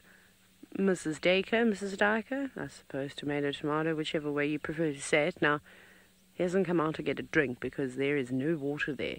But there is a jackalberry tree, the smallest jackalberry tree I ever did see, and it is dropping fruit. I think it appreciates all the birds that hop around in it because all the fruit drops down to the ground. And even if they pick the fleshy parts out, the duiker doesn't mind. It'll actually nibble up all the skin too, and that it'll be great sustenance, considering it's probably the sweetest thing that it's able to eat at the moment. And I'm sure the odd little leaves and things that drop from the tree too, it might decide to nibble on it. But you can see he's very nervous and constantly keeps looking back at us. Yes, we're here. We're watching you. We gotcha. You're caught. Very suspicious. And it's funny how he just ran off and then he came back out as soon as we left. But there he goes. That's his usual hangout. He goes and he hides back there.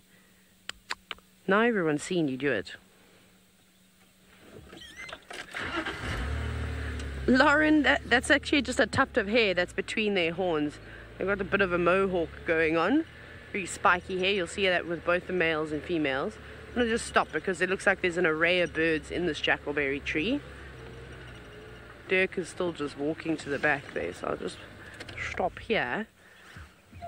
Straight off the bat, I think the most common one that I can see up in there is between the go-away birds and the hornbills. You can just see them bouncing around. Look at all that fruit. Yum! It's so delicious.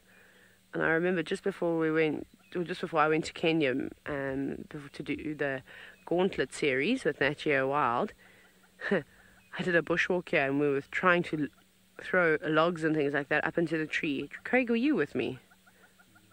Might have been Darby. We were throwing logs up into the tree trying to knock some of the fruit out. We were all hopeless. So I think our best chances will probably be to go and sit and wait underneath the tree now. So Cape glossy starlings, go-away birds, hornbills, all in the tree devouring fruit. These birds definitely have a varied diet. I suppose the go-away bird is the one that sort of sticks to a fruit diet. They're frugivores in comparison to the other birds bouncing about in the tree. They'll eat a little bit of everything. And I think if I was a bird, I'd like to have a varied diet. I mean, I'd like to dabble in insects every now and then, the occasional fruit, you know, maybe a few seeds here and there. And I think in this area it would be particularly handy to be able to eat a variety of different things rather than just being stuck on one thing. Goodness, that squirrel bounded through there quickly. Even the squirrels are getting in on all the action today. But that is nice. And I'm jealous that I can't climb to the tops of that tree because I'd also be perched on a branch, gobbling down all of the jackalberry fruits. We might be the biggest competition to birds. Us eating all of the fruit. I know I definitely do when it comes to the guarri trees. The handfuls and handfuls of those berries that I pick is amazing. I need a little basket to collect them all. I don't know how good of a gatherer I would be because I'd eat everything before I got back to camp. Hey Craig, wouldn't you also do that? Yeah. So that would have been my role. I would have been like, oh, well, I did. And then I'd come back, after collecting blueberries or raspberries, and then my mouth would just be completely red, stained red. Very cool to see, though. Right, we might have to just go from jackalberry tree to jackalberry tree today and see what we can find.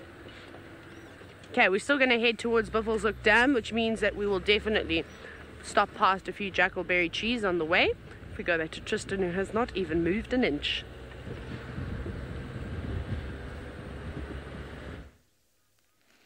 Well, enjoy checking on the jackalberry trees, and hopefully you'll find what you are looking for, Taylor.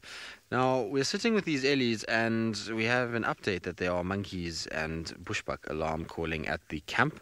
So we're going to do a little poll. Should I stay with the ellies, or should I go and investigate the monkeys and bushbuck alarm calling? I'm pretty sure it's for Osana. That's who I'm pretty kind of confident is around there. So I wonder if we should go to investigate alarm calls, or should we stick with the ellies for a little bit longer? The ellies obviously are going to just sit and feed and do their Ellie thing. They really aren't going to be doing too much more than this. They're not going to be heading to any water in this area. There's no kind of water points, unfortunately, for these Ellies close by. The nearest one is probably Red Dam on Arathusa or Treehouse Dam. So they've got a long way to go and find water from here, and so it's going to be a lot of feeding just like this. And you can see everyone is still very spread out in this herd. Everyone's kind of in different directions, milling about, feeding slowly as they go. I always love watching Ellies kind of in a herd. I know a lot of people find sitting with them like this a little bit boring, but I think it's very cool. There's always something happening in an elephant herd, and if you just look around, see interesting little bits of behavior here and there as they try and find the items of food that they need. There's little social interactions that happen from time to time, so I always enjoy kind of sitting with herds for long periods. I think the Ellies also start to relax a lot more, and you start to get a little bit more of an insight into their sort of dynamics as a group when you actually sit with them for longer periods. When you just kind of rush in and out, they become a little bit on guard and kind of don't really display their sort of natural things and what they get up to sometimes. So it's always better, I think, to spend a little bit more time with them, particularly when they're as relaxed as this. I believe I have now created an argument. Oh, is that tree going to take a tumble? Let's see. Yes, there it goes. A little bit more. Let's see if he's going to know. Just enough to get to the roots. But I believe I've created an argument between alarm calls and Ellies. Look at, he's going to use his feet to push it down. Oh, there goes another bush willow. So this is what makes off-roading in these areas a nightmare, is what Ellies do things like that, because that was a perfectly clear path that has now been completely blocked by said elephant, naughty bull, that has just pushed down that particular tree. That one has just picked up a branch. Right, well, apparently the argument was not that difficult, and the war is not really a fair one. So the one-sided war is that we should go and investigate what's going on. I think you all just want to see Osana again. That's what I think, because you guys have all got an Asana addiction. Hosana addiction, not Asana. Asana is our Asana is a tool that we use to report all of our kind of things within the company, in terms of, like, if we have a breakdown on a vehicle, or we have a signal breakup.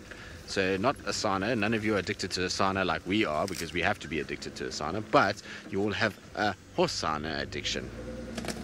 No one's addicted to Asana. Are you sure, Emma? Because there's certain people within Wild Earth that love an Asana task and love an Asana report. They're very, very good things. They actually, as much as you sometimes want to try and kind of put it off and not do it, they really are useful, and they help you in the long run, because you are able to go back and check things, and instead of kind of making life difficult and trying to have to hack through a workaround, sometimes it's already happened to somebody else within the company, and it makes it much quicker to actually fix things and know what's going on, and you can just get a history on everything that's happening. So it's a good system. Right, off we go. Alarm call time. Should we try and get there with haste, I should imagine, given that alarm calls don't last that long and probably have already finished, to be honest. But we'll try. I'll try and get there as quick as we can. It's just a very large bump in the way. Power lines it will be, and we should be there fairly quickly, so it shouldn't take us long to get into that area. So while I head in that direction and race off towards Gallagher area, let's send you across to Steve and see how he's doing and how he's faring in the Mara.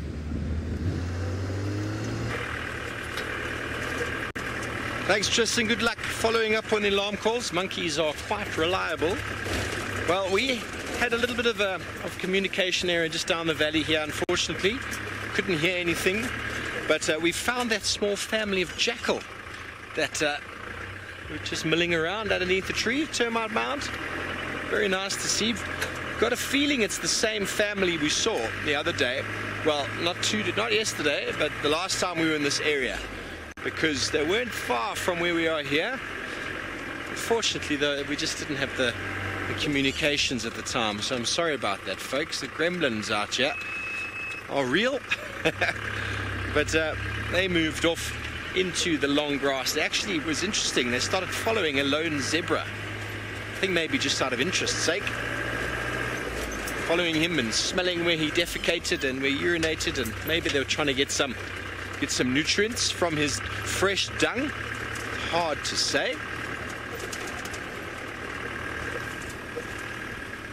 Kelsix, you don't know if these are dinosaur traps?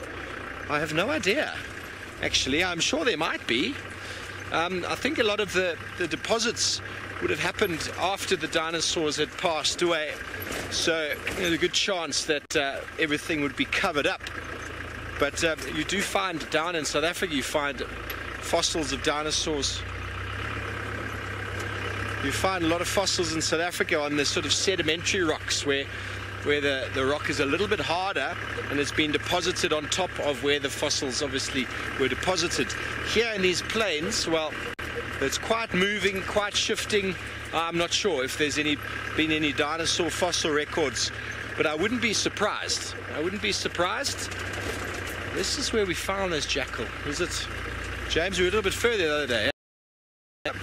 Last time we had the lions just on the other side. Oh, yeah, the landscape looks quite similar in places. All these little tributaries of streams and seep lines coming out from the mountain, providing very, very nice. Game is quietened down. There was a fresh, a couple-day-old young wildebeest carcass right in the road a moment ago. I wonder who that was, who was responsible for that. A little young wildebeest calf. You could tell that by the horns. Completely eaten. Maybe he died in just fatigue. Maybe he was caught by lions. We don't know. The CSI investigation, once vultures have been on the scene, make it quite difficult to identify what predator might have been involved, if at all any.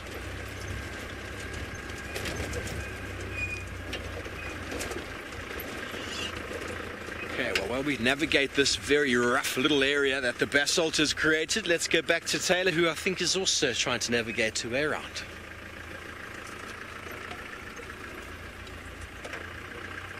Well, we have a problem. We're now going to play the game of let's find the lost iPhone because it has dropped out of the vehicle. So if you see bizarre Instagram stories on the SafariLive Instagram page, it's not me, it's probably an animal that's gotten hold of it. So we're looking for it now. I think I lost it at the daycare at Dirk. Dirk, I think, jacked me and stole it. So we're gonna go and see if we can find it. Not just on Inyala Road.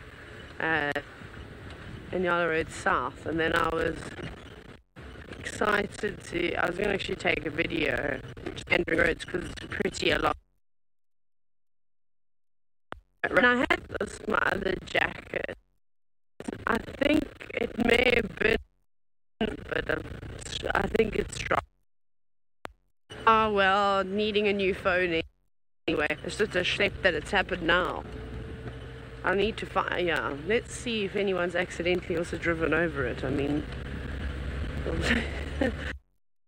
I don't know, on the reserve at the moment, it's very quiet. Dirk could have done some great Instagram stories. So I haven't seen anything. Craig, have you? I'm just trying to think what I've done. Watch, it'll be on me somewhere, but I don't know. Maybe it's in my hair. It's not in my hair. I just don't know what's gone.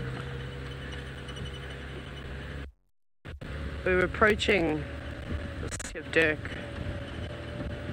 and it has not been on the road. We would see it fairly easily, I think. Will it be here? If it isn't, then I don't know where it's gone. It's lost forever. It's silent. Actually, it is on vibrate. He dialed me today. So it was really funny. Tristan was I don't even know what he was talking about, but he'd obviously pocket dialed me, so I know my phone actually vibrates. Okay, I'm going to continue searching for this phone. Off you go back to Steve, who's got good signal and good comms.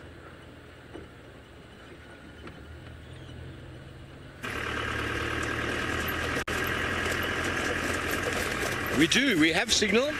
I think it's much easier out here with the lack of trees to get the signal much further. I mean, I've found we've been far that way. And in Juma, well, sure, that sort of thing doesn't happen.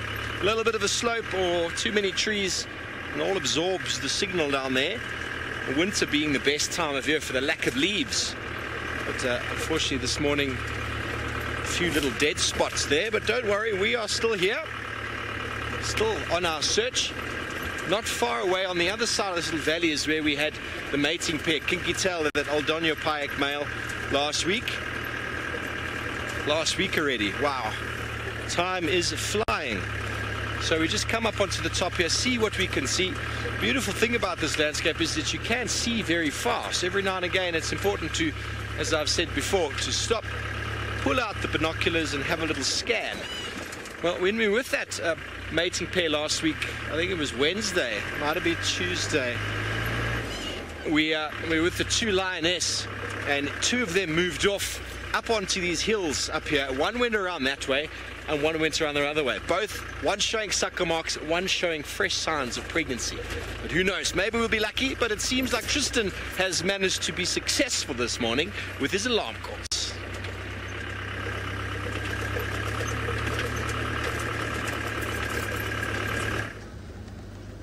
Indeed, we are.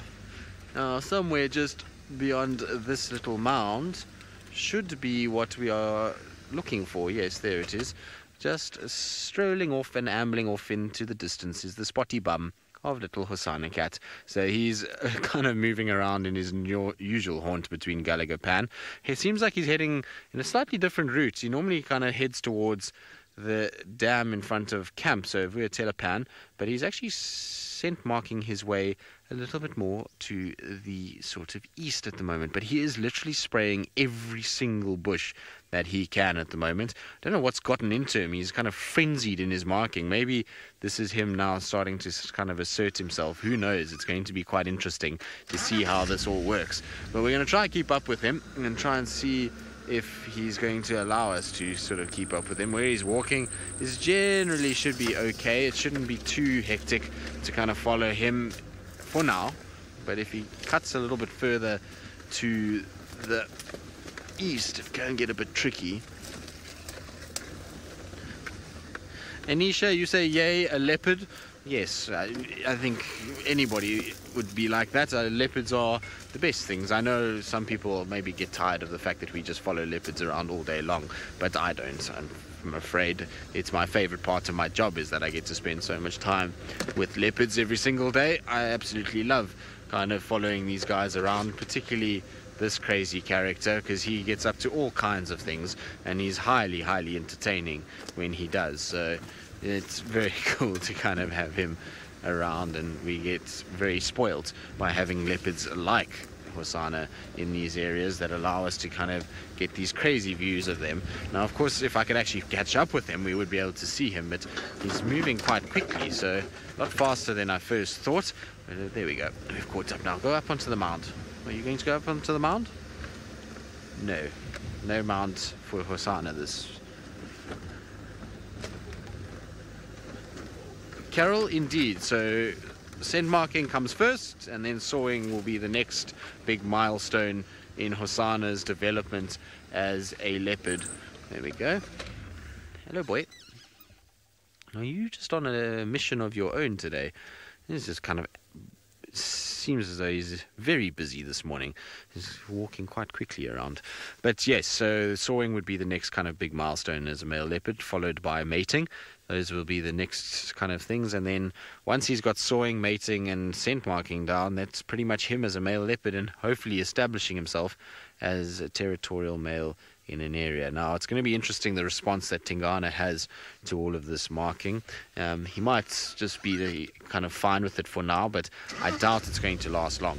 I'm pretty sure Tingana will start to get a bit irritated, especially if he starts to saw, and especially if he starts to try and mate with females. And I think Tingana's kind of attitude towards Hosana might somewhat change a little bit. You never know, though. There's stranger things have happened, and there are leopards that tolerate their sons in their territories from time to time, and so maybe we'll have that kind of happen here with Tingana and Hosana. Wouldn't that be nice to have our little boy kind of spending all of his life around this area?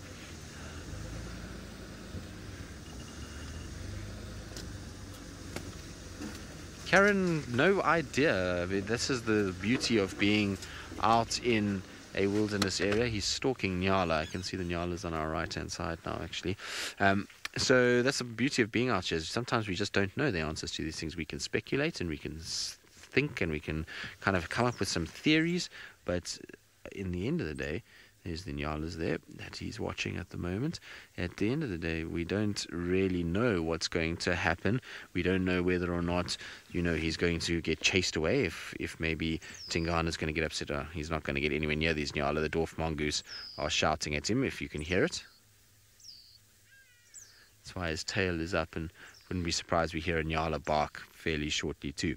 But Tingana might be tolerant and allow him to carry on, might also smell that phlegm and grimace and decide, hang on a second, this is not what I want, another male around, and might then start trying to kind of actively sort of chase down Hosana and chase him away.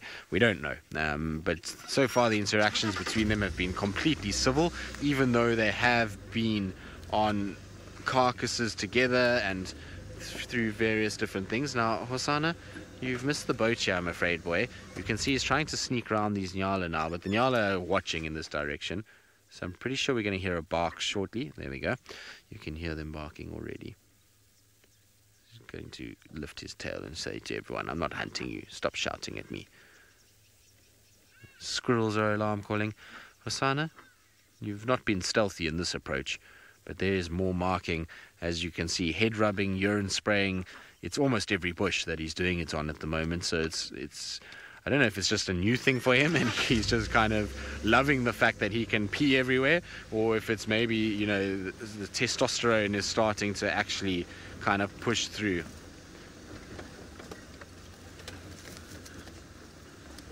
Mr. Public, possibly.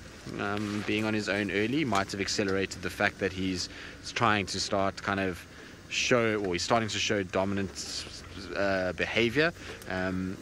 Could be that it accelerated it, being orphaned, but I don't know. I mean, he's still a long way from being a territorial male. Just because he's spraying a few bushes does not make him, dominant in this area, and certainly does not mean that he has pushed Tingana out by any stretch of the imagination. So, there's a long way to go, and this is the display that we're seeing has only just really started in terms of him actually really properly scent marking. Before it was almost looked like a bit play. He was kind of doing it because maybe instinct, but there you go. You can see now he's actually really scraping as he scent marks. So he kind of will scrape his back legs and urinate, which is a proper territorial marking. That is not just a male. There we go. You see, he's doing it again. Literally is spraying every couple meters. Somewhere is getting some sort of scent of urine on it.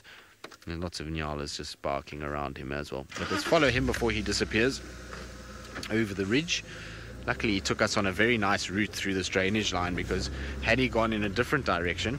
What are you doing, Hosana? Now he's grabbing bushes and trees and doing all kinds of other nonsense.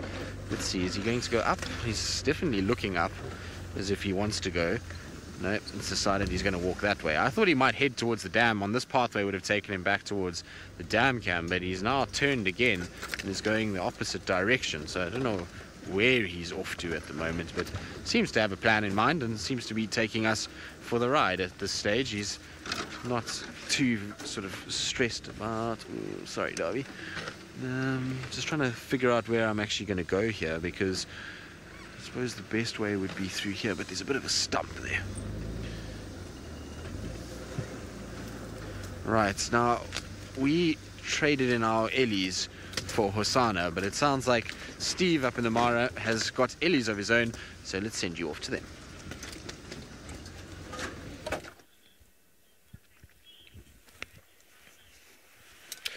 Well, thanks, Tristan. Well done on finding the little chief.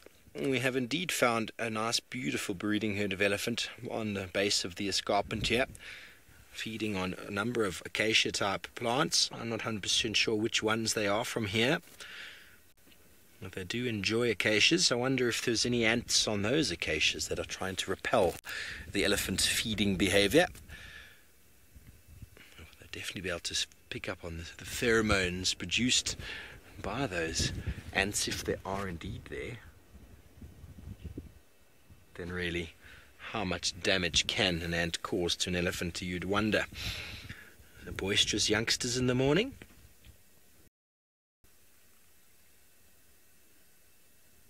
They're going to play with us a little bit. That would be nice. They have to obviously hide behind the only bush available. There we go. Here come the little youngsters. Very similar in age. And you're going to be lifelong friends. And there's Mum.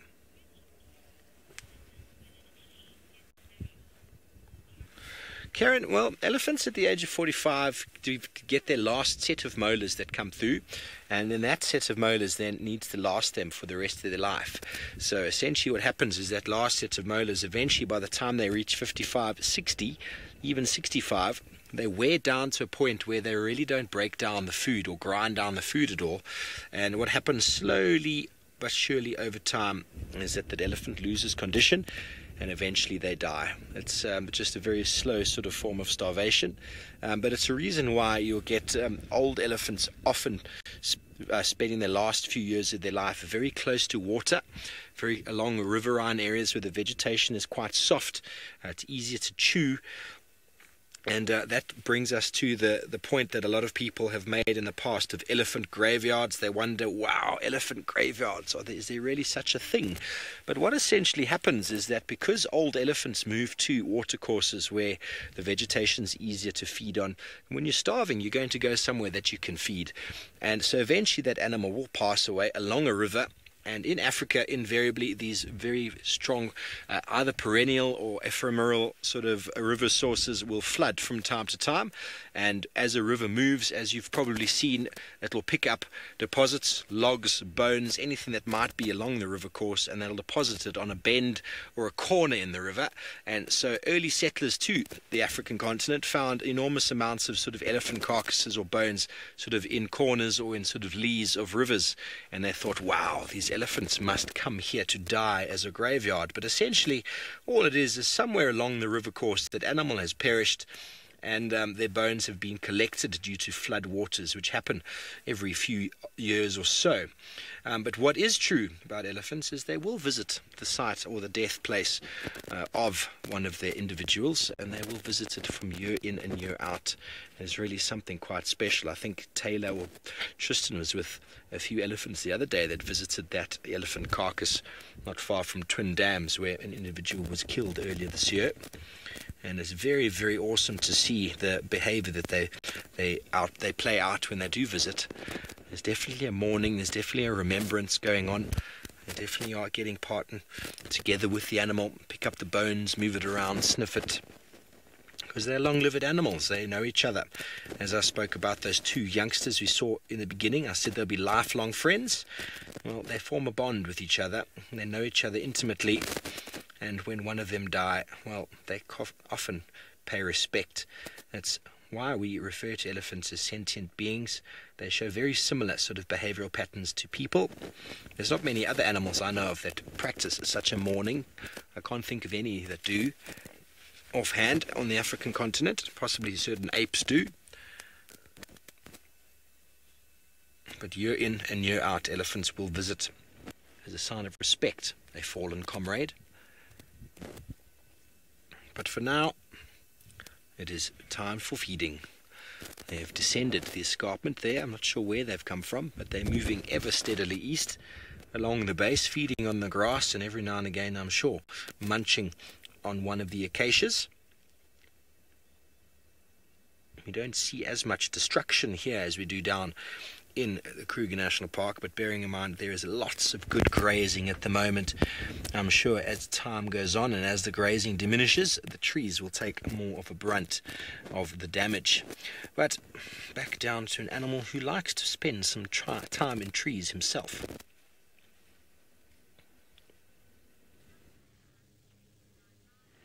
Does indeed. He's especially this cat. He's all over the place. He likes to do anything, really. As long as it seems like fun, he'll do it. But this morning, there's a bee in his bonnet. He is all over the place and not slowing down at all. You know, normally Hosanna is quite a comical character, and he'll go up mounds and stand on trees, and he'll kind of look around. But it seems like all business today.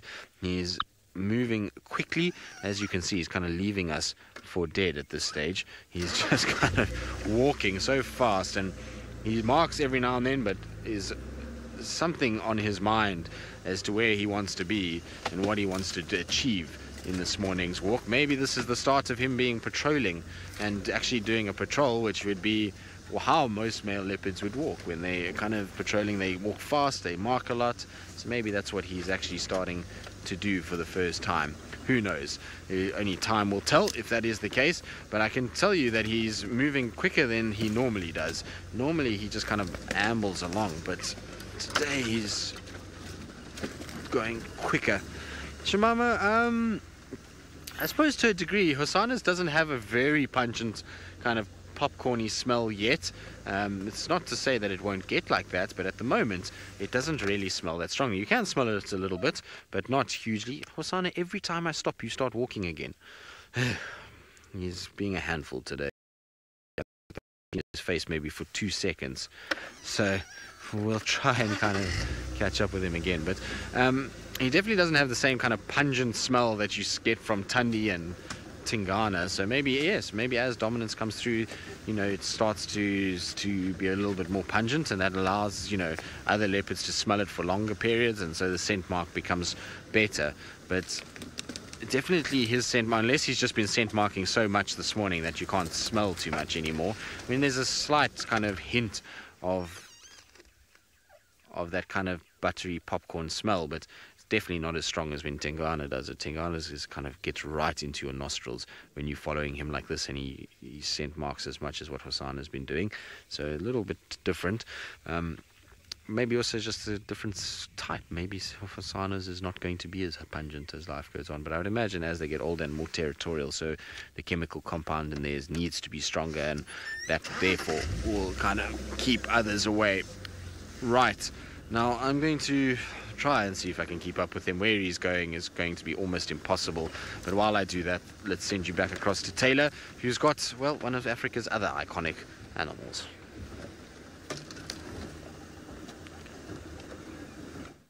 We've got a couple of zebra, actually. There are a few more of them on their way, and we've just arrived at Buffelshoek Dam. You can see how they're looking back now. Where are the rest of them? How many? I don't know how many more there are. If it's just one or two. They're just in the thicket. I just see one more. But there could be others streaming on in. I have noticed quite a few zebra tracks around and on the reserve. So there's sort of small pockets of zebra all over at the moment. Now, I think they're contemplating whether they should come down to have a drink at Buffelshoek Dam.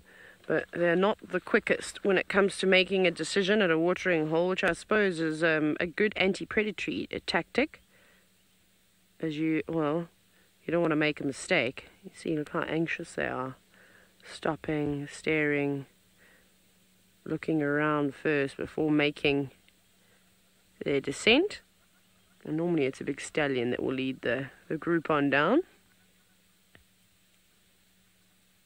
Now that they've made their way, the others are all starting to come into, well, not that there's, hundreds of them, unfortunately.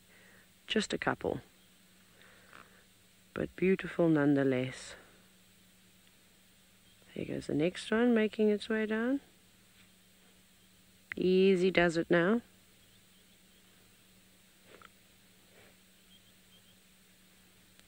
Yeah, the ground is not particularly level there. One's going right in. That one's like, I'll just squeeze in here. Everybody move out of my way, please. Thank you.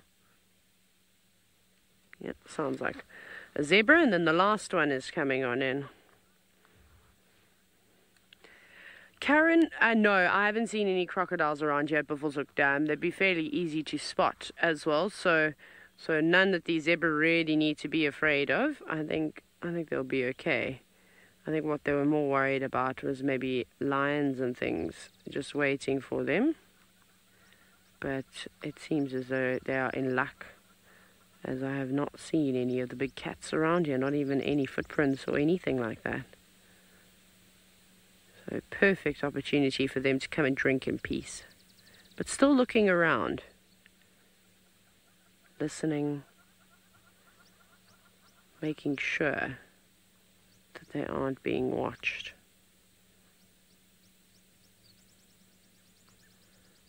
Very cool. Oh, now yes, I did manage to find my mobile device. Thank you very much, everybody. It was actually in the car. Craig called it and we heard the vibrations. I have absolutely no idea how it got to where it was. It's a mystery that will remain unsolved. Bizarre, because it ended up being basically near where the batteries are in the vehicle, which is off to the passenger side, and I don't sit there, so I don't know what actually happened or how it happened. The important thing is that we found it. All in good nick too. It is a mystery. Bizarre. Oh well. Like I said, as long as at least we found it.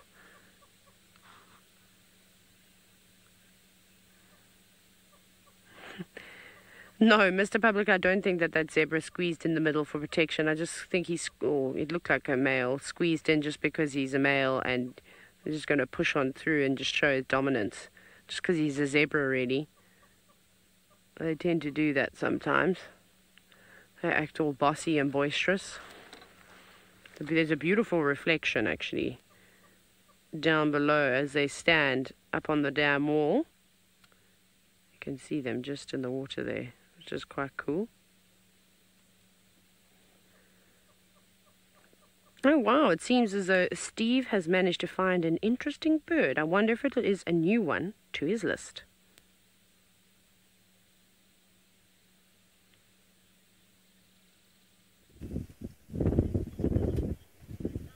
It is a new one, and of course it's jumped behind the bush. It is a white-headed barbet. There it is, look in the middle of the screen. Just in the back there behind the tree. Oh, he's on the top now. Look at that guy. How cool is he? That is super cool. New bird. New bird to my list. The white-headed barbet. That is very cool. Jumping through, maybe pretty similar to a normal barbet. No doubt is a whole nesting bird as well. There's a number of barbet species here. Saw another one a moment ago, which looks like our crested barbet, but has got different colours, and I can't really say the name because it's got a very weird name to it. Usambiro barbet. Am I saying that right, James? Usambiro? I mean, lots and lots of barbet species in and around these areas, which is a very good indication that there should be lots of trees in these areas, because barbets, as we know, ladies and gentlemen, live in nests, whole cavity nests within trees, which they can create themselves, but are often made by woodpeckers. Kaio, that is a beautiful bird. I was super excited to see that. We actually stopped to have a look at this buffalo with his extremely impressive boss. Very nice horns there he has. And we thought we'd stop and ask him if he's seen any lions. And he just looked at us. I don't think he understood the question. But you can see he's probably an old fella. He's got his hips are sticking out. He shouldn't be in bad condition considering the amount of vegetation there's around. So it would have to indicate age, but from his skin, he doesn't look that old. Doesn't look that old. Beautiful, beautiful. There's birding happening all over the place. Here there's a acacia pine. It's very hard to get these birds on shot. They are all over the place. This little woodland that we have here, lots of acacias around, and I've spotted at least 3 different acacia or barbets in the last few moments. There's another one just there on the ground, James, just behind us in that sandy spot just over here before the mound. You see him there just before that little mound there, James. Buffaloes always look very grumpy. Down and right, just on the left of that mound. Oh, that is not a barbet. In fact, I have no idea. That is not the same bird I saw before, but the birding up here right now has just exploded. Have you got him, James? Ah, that is a barbet. Well done, you got him. Now, I don't know which barbet that is. It's a very interesting beak shape. It's got more of a straight beak. He's just behind that little shrub. Hopefully it'll come out. But it's got lots of yellow spots, a few white spots, a few black spots. You can tell by the coloration that it is a barbet, even though the beak is very different. So probably it doesn't compete with the other barbets with regard to the way it eats. And this one jumping around on the floor, very barbet-like in its movement. That is the Usumburo barbet, I think, after identifying it in the book. A little bit of a red sort of rump to it. You see the red rump and the spots, very barbet-like, but the beak very straight, which you don't often find in barbets. Barbets have always got that pretty strong-looking beak, which enables them to feed on quite strong fruits and seeds. And on this one, seems to be more enjoying sort of an insect approach on the ground, almost moving into the realm of the robin chats that move around on the ground, little hopping around. Probably more of an insect eater by that beak than a fruit eater. How beautiful! That's 2 new bird species for the morning. Fantastic, James. Well done for catching him. They are moving around at a rate of knots in this little open area. Lots and lots of birds moving through. So I think that is the Usumburo barbet. Let's have a look at him again. Look how dusty everything is. That looks like him over there. If you can get him on the screen. That's what he looked like to me. A little bit of light needed. Have any light there, James? Okay, well, Usumburo barbet, and while we move on, keeping up with our birding, and hopefully we can find these lions. Let's go back down to Tristan, who's already got a cat.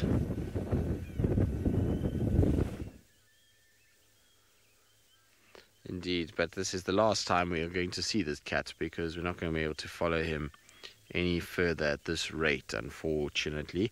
As you can see already, the view has become very tricky. Now, normally we would be able to get up to where he is. Are you going to lie down there? Really?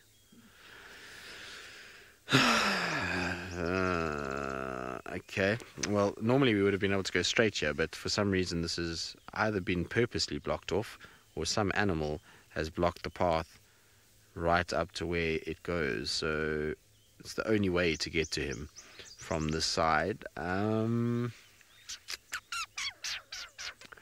just trying to see if I can see another way through here, maybe. Maybe if I go... Hold on, Darby. Let's try and double check if we can find a way to just kind of get a view of him again. Definitely cannot go over any of those stumps. Those stumps will cause massive amounts of damage. So, of course, Hosana would decide to sleep right where we can't get to him. We follow him for... Mike, it doesn't look like Ellie's to me, to be honest with you. It looks like somebody has purposely done it. So I don't know who would have, but it looks like somebody has, which is interesting. We'll try and kind of figure a way through here. Sorry, David, be careful there. Alright. Hosana? He just sits up the top there, grooming himself like nothing's going on, as though he hasn't made us kind of work to get to where he is. Now we're going to need a bit of low-range power here. Let's see if we can just kind of get our way through here.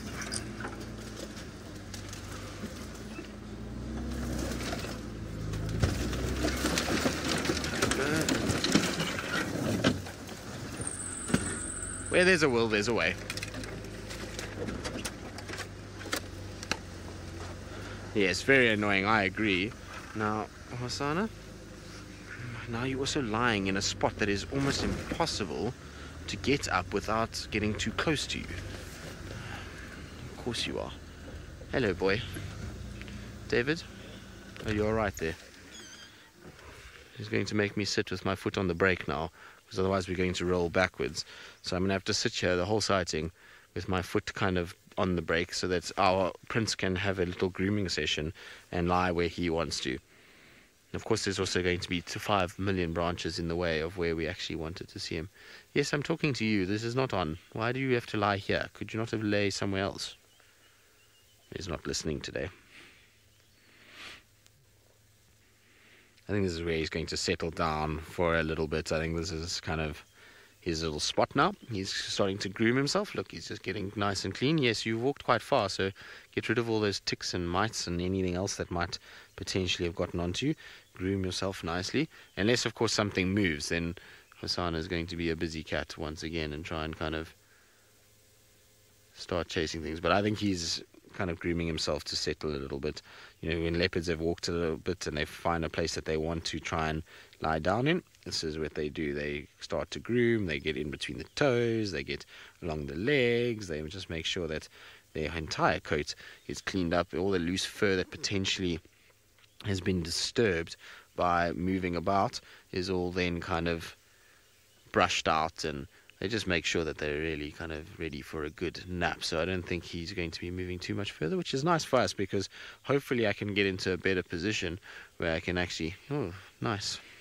A bit of yoga, leopard yoga, the yoga grooming class for the morning. And I would imagine, yes, that there are fleas on a leopard.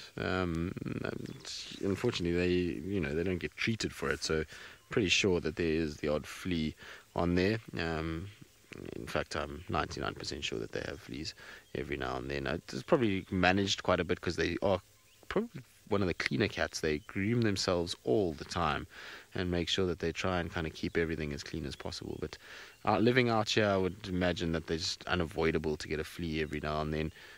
Same as ticks, even though they do groom themselves as much as they do, you'll see in the summer months lots of ticks around the eyes and ears, no matter how much they do it. Unfortunately, they do every now and then miss one. And he's just spreading his toes. Look at that.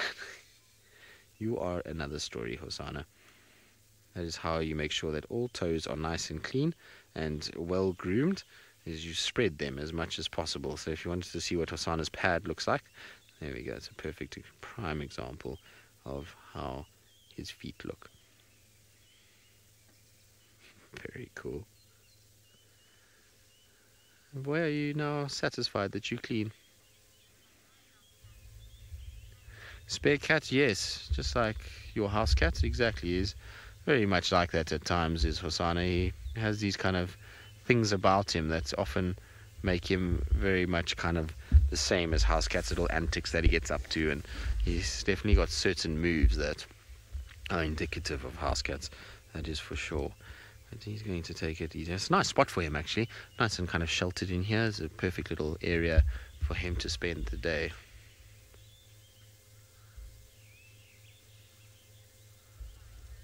Safari Grandma, maybe. I mean, probably, in all likelihood. He probably won't be as much of a goofball as he gets a little bit older and has to be a dominant male and gets a bit more serious. But I hope not too much, because he's such an endearing character because of the fact that he's all over the place and does his thing, and he's kind of a little bit sort of goofy and has all these antics. I hope that those kind of stick with him for a while longer, because that's part of what makes Hosanna Hosanna. Now are you going to decide no? Oh, really? Is it like that today, then? Apparently we're not good enough anymore. Right. While we get cold shoulder from Hosanna, let's send you back across to Taylor, who's still driving around. A cold shoulder from Hosanna. Does he know how to give those? Right, we had an altercation with Wingston, Churchbill, the yellow-billed hornbill. I was like, damn, you're not out of the way. He was a nightmare. He was blocking us. It was like he was rioting. And I asked him very politely if he'd please move from the front of the vehicle, that he wouldn't. So I very slowly drove forward. And he just stood there and he pecked the ground and he did everything possible other than move out of the way, until I almost had to drive over him, and then he gave me a very dirty look and then hopped about 2 steps away and then stared at me like this and watched as we drove on by. I was very upset that we didn't give him any snacks. He's a funny bird, that. So anyway, so now we're down going towards Cheetah Cut Line, and no, I didn't bring many of the berries because I ate them all. I'm pretty sure he can work out where the jackalberry trees are. So I think we're just going to go down here and we're going to head towards Cheetah Cut Line and just quickly see where that male lion went. I don't know where Limpy Lou, the Evoca male, has disappeared to. So we'll see if we can find him. I did have a set of lion tracks actually crossing over in Yala Road North.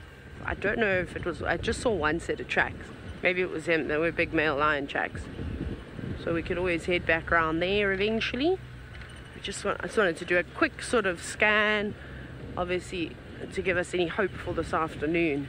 If there's any other cats and things venturing on the property, but it doesn't seem like it. It seems very, very quiet.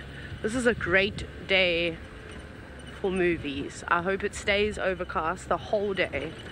I hope nothing changes. It's very cool. It's very nice.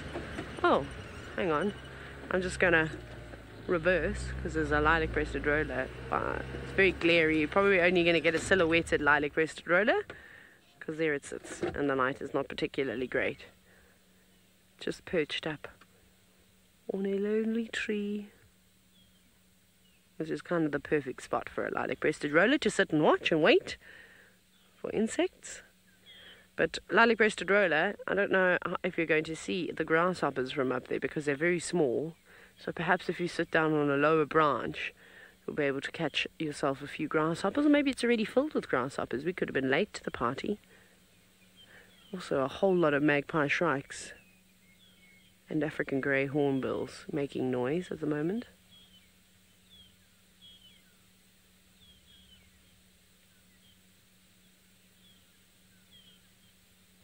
Beautiful sound though. Right. That's one thing the lilac-breasted roller doesn't have. It's a beautiful singing voice, even though it looks nice. Fine, you can just dazzle all the girls with your pretty colours. Off we'll go. Where to next? I'm still looking for a herd of elephants. That's still going to be the ultimate goal this morning.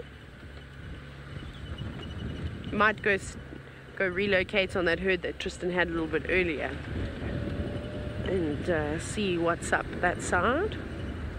Otherwise, this is also a good spot to find gymnogenes, African Harrier, Hawk Harriers. What is the name of this bird? Please tell me, Craig. African Harrier Hawk. I forgot something called for a second. I could not think of it. Are we still live? My earpieces can't come out, I'm sorry. Sorry, did I just ignore you a whole lot there? Soz, my earpiece came out. Right, we're going to carry on looking for African eagle hawk harriers and all sorts of other wonderful birds. Off you go to Tristan, who's trying to keep up with Hosanna.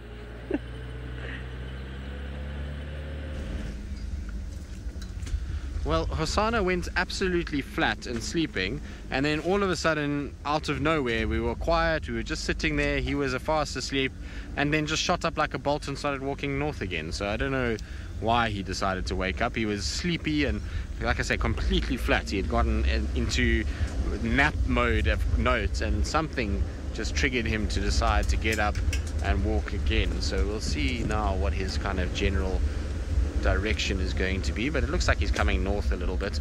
He's just kind of on my right hand side at the moment. He's such a funny cat. This kind of just gave me this glance over his shoulder and then flopped back down to sleep, and then when he got up he looked at us once and then he was like, okay, right, we're off again. So I don't know where he's off to. I have no idea. I was just saying to David now, I wonder how many hours David and I have spent with this cat over the last little bit. So during the gauntlet, David and I probably spent more time with him than most. And even since I've been back from leave, I've seen Hosanna a lot again, which has been really, really pleasant. And so I would love to know how many hours I've spent following him about. Certainly he's done some damage to the cars that I've driven by taking us through all of these places, as well as my jacket, as we know, has got all kinds of Hosanna war wounds all over it, with gaffer tape all down the right side. So this is typical of him. Now I'm hoping he's just going to find himself a little spot here on this Sodic patch and decide just to have a bit of a rest. But you never know with him. It seems as though something is kind of got him moving, and he's got a bit of a bee in his bonnet again today. So let's try and check where he's off to.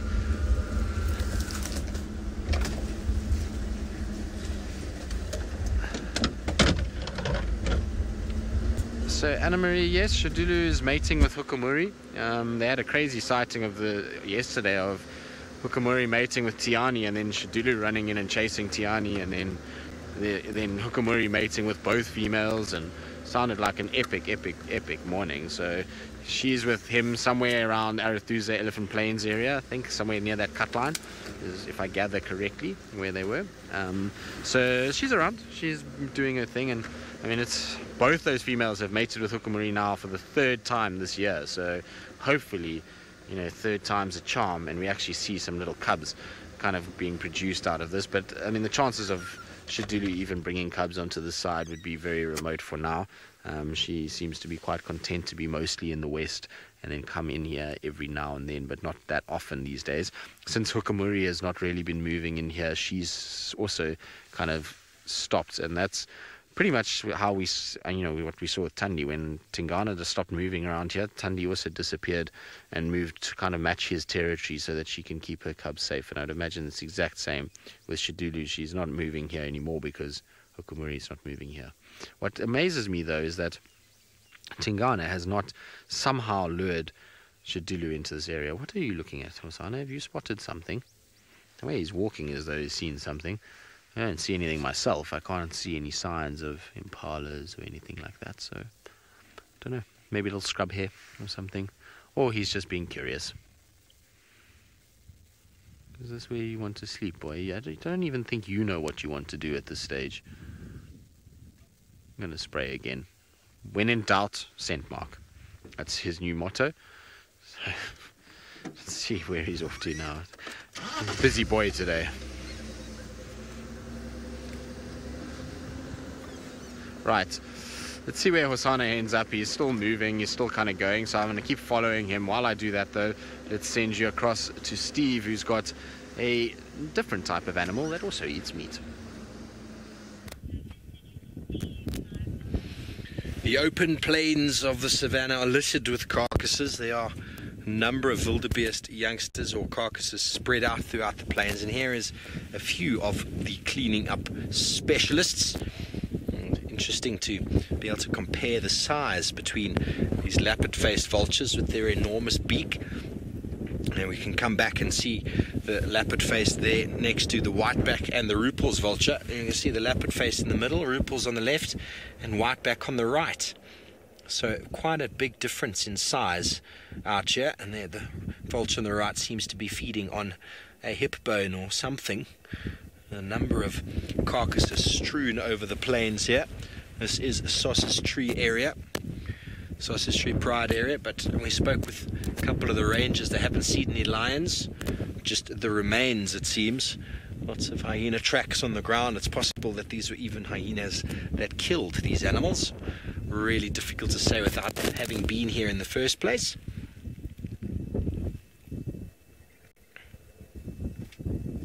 Nice difference, comparison in size. But what we stopped for initially was an enormous troop of olive baboon that's moving through the landscape towards the back there. It's dotted on the landscape. I counted 67, not including some of the youngsters that were on the back of the adults. And moving through the plain, even they are supporting themselves off of the grass seeds and some of the green shoots.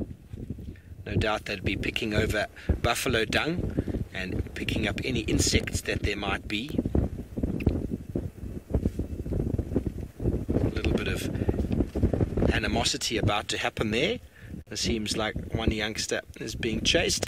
Lots of activity in the open plains with the large troop of baboon. It's probably the biggest troop I've ever seen. 67 plus another few individuals we weren't able to count.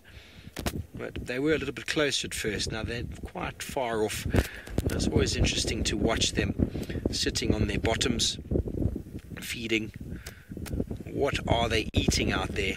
Roots, culms, tubers, ticks off of each other's backs. You're all excited, folks. It's always special to see them. They look much bigger than the South African baboon. I don't think they are. It's just a lot more fur on the body to keep them a little bit more insulated. Same sort of system, the oligarchy of a dominant group of males looking after. The troop, that big one in the middle, is one of the big males. He's enormous. They walk with such purpose, don't they? They take it at their leisure to push any youngster off a good food source. They do find them with something of abundance. They will come and steal it from them. Sherry, the baby's hanging off mum's back. It's always very cute to see. When they're underneath the tummy, first of all, they're very small, and then they upgrade to holding onto her back. And then there we go, middle of the shot, you can see that one is riding mum's back like a Harley Davidson, leaning on her tail. As it just holds on there, is busy feeding, holding on with its toes as mum waddles through the landscape. Always so special to see baboons. I love spending time with them. Oh, Ramona, I'm not sure. I've never heard of a troop of baboons called a congress before. I mean, it's possible. It's possible, one of those collective names. There's lots of collective names out here. I've never heard the congress before. Maybe one of the other individuals, Tristan or Taylor, would be able to confirm that, but I've never used it myself. I haven't heard it specifically used, but if you've heard it before, well then, that's possible.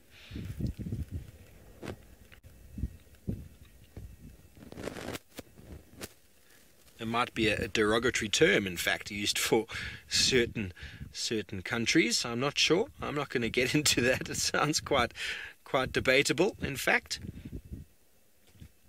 There we go. Look how many there are. Incredible. Incredible. Big one at the back chasing a youngster, constantly reasserting their dominance. It's all body language in baboon society. Facial expressions and size. Absolutely everything. Well, it's not only baboons. Vervet monkeys also give away the presence of predators, as you were lucky enough to find Hosana earlier.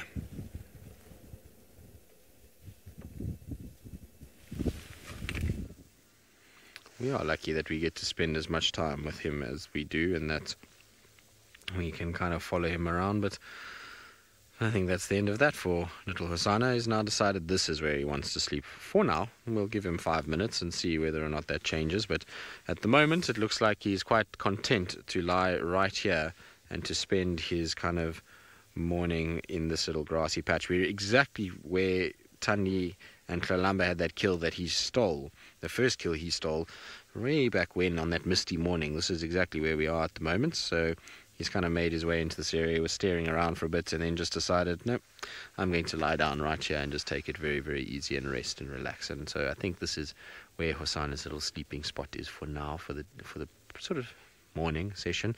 We know he's a busy cat and will be awake already by the afternoon and moving about. Which way he's going to go from here, I have absolutely zero idea. He's got one of two ways he might go, up to Buffelshoek Dam, or he might head back towards sort of central and then back to kind of the Pan area. So we'll see how it goes. But I think that's the little chief done for the day. He's decided, I'm tired, and I'm not surprised. The amount of walking he's done and scent marking, it's been a busy morning for him. He also had a little run around just now. For some reason, he just went charging off, as he sometimes does, and kind of trotted, and then that was the last straw, I think. That kind of was the last burst of energy before he's now settling down. What's interesting is that all of a sudden we've kind of come out of this drainage and into this area, and there's a lot of flies here. So you can see his poor ear is being kind of ravaged by flies at the moment, and so are we. It's a weird thing. I wonder what maybe is causing lots of flies to be in this area.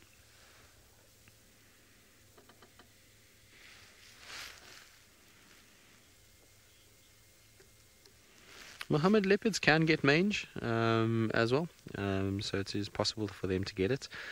Just the thing is with mange, though, is it's often spread through animals by close contact, and the thing with leopards is very seldom are leopards within close contact to any other members, unless it's a mother with cubs.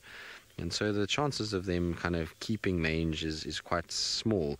As long as they feed well and they kind of groom themselves, then they generally can kind of get over it fairly quickly. And they seem to not suffer from it nearly as much as the more sort of social animals. So things like jackals and lions, which tend to be together quite a lot and rub up on one another, they tend to really struggle with kind of getting rid of it, because as they kind of groom it out, then they rub up on the next one who's still got it, and the mite then comes back onto them. And whereas leopards, they can kind of keep themselves clean and keep that mange under control, mite under control, and they seem to not suffer from it nearly as much, but they will have mange mites on them. It's perfectly natural for most of the animals out here to have those mites, and you'll always see in the winter months that mange becomes a far more prominent thing than it does in the summer months. In summer you don't actually see too much or too many signs of mange, but as winter kind of comes through, then even things like kudu, impalas, a lot of the antelope species will begin to show signs of it, as well as sometimes the cats, and those poor Mangen boys are definitely one of those that have got it very bad. You see what I mean about him just kind of bolting upright? I mean, that's something somehow just kind of catches his attention, and then he bolts upright and just starts walking. It's weird that he does it, but I think he must have heard something. I heard a little Franklin squeak down below there, so maybe that's what he heard, and it's just double checking that he's not being stalked by anything. I suppose with all the lions that roared last night, and I'm sure he probably heard the ongoings, he's maybe just a little kind of twitchy as to what's going on, and this also might be why he's walked so far this morning. Anyway, while we kind of sit with the little prince and see whether or not he gets up and moves again, let's send you back across to Taylor, who's sitting with some ellies.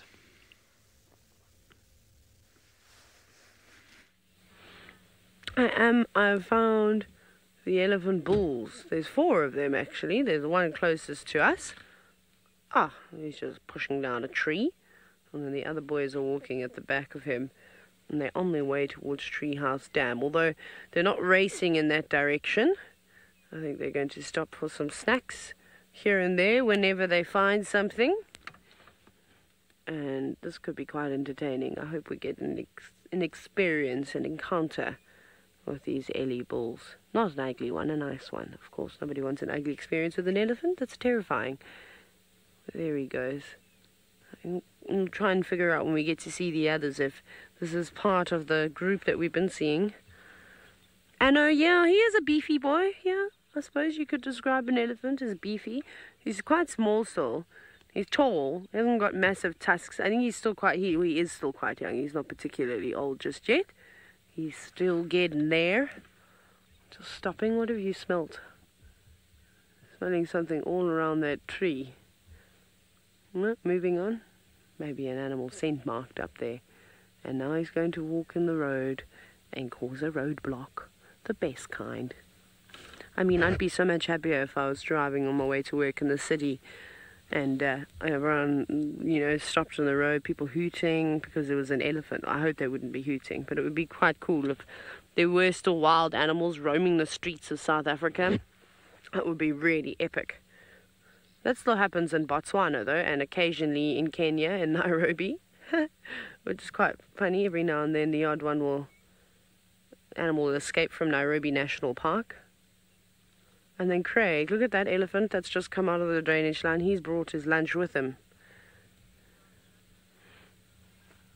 Check this guy out. What have you got? He brought an entire branch with him.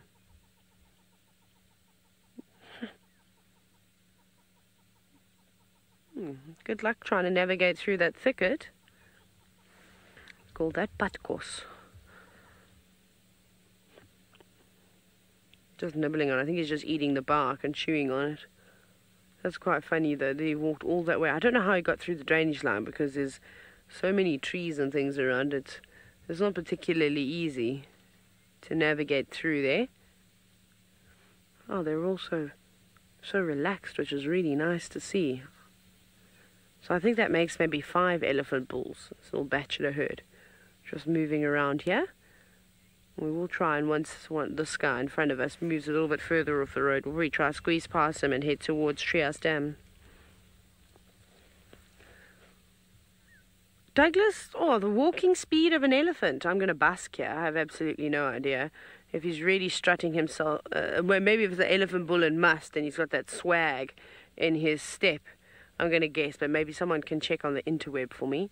Shall we go with about between 6 and 8 kilometers an hour? I feel like that's actually quite fast though, hey? But they can move. Remember, they're tall animals, they've got a big stride. So if you do know the answer to that hashtag SafariLive, please let me know. Please educate me because I haven't got a clue at how fast, or the speed at which an elephant walks. That speed, however, is the must march, the MM. I think with an elephant were to just be strolling along, probably only at about 5 kilometers an hour, somewhere around there. Maybe I'm not being generous enough. But at full speed, they can hit between 40 and 45 kilometers an hour, so they can move when they need to. Especially when you have 5 tons of that moving at you. It's like a big truck racing towards you. It's not particularly nice. I don't know what he's eating. Bulbs? He's got a couple of things there. No, that's a tree. You weren't eating that now. There we go. I think it is little roots or bulbs or something that he's found. Otherwise he's eating elephant dung. Because I'm trying to think what else is brown like that. Right, well, we'll stick with these Ellie bulls and see where they take us. Hosana has decided it's about time for a nap.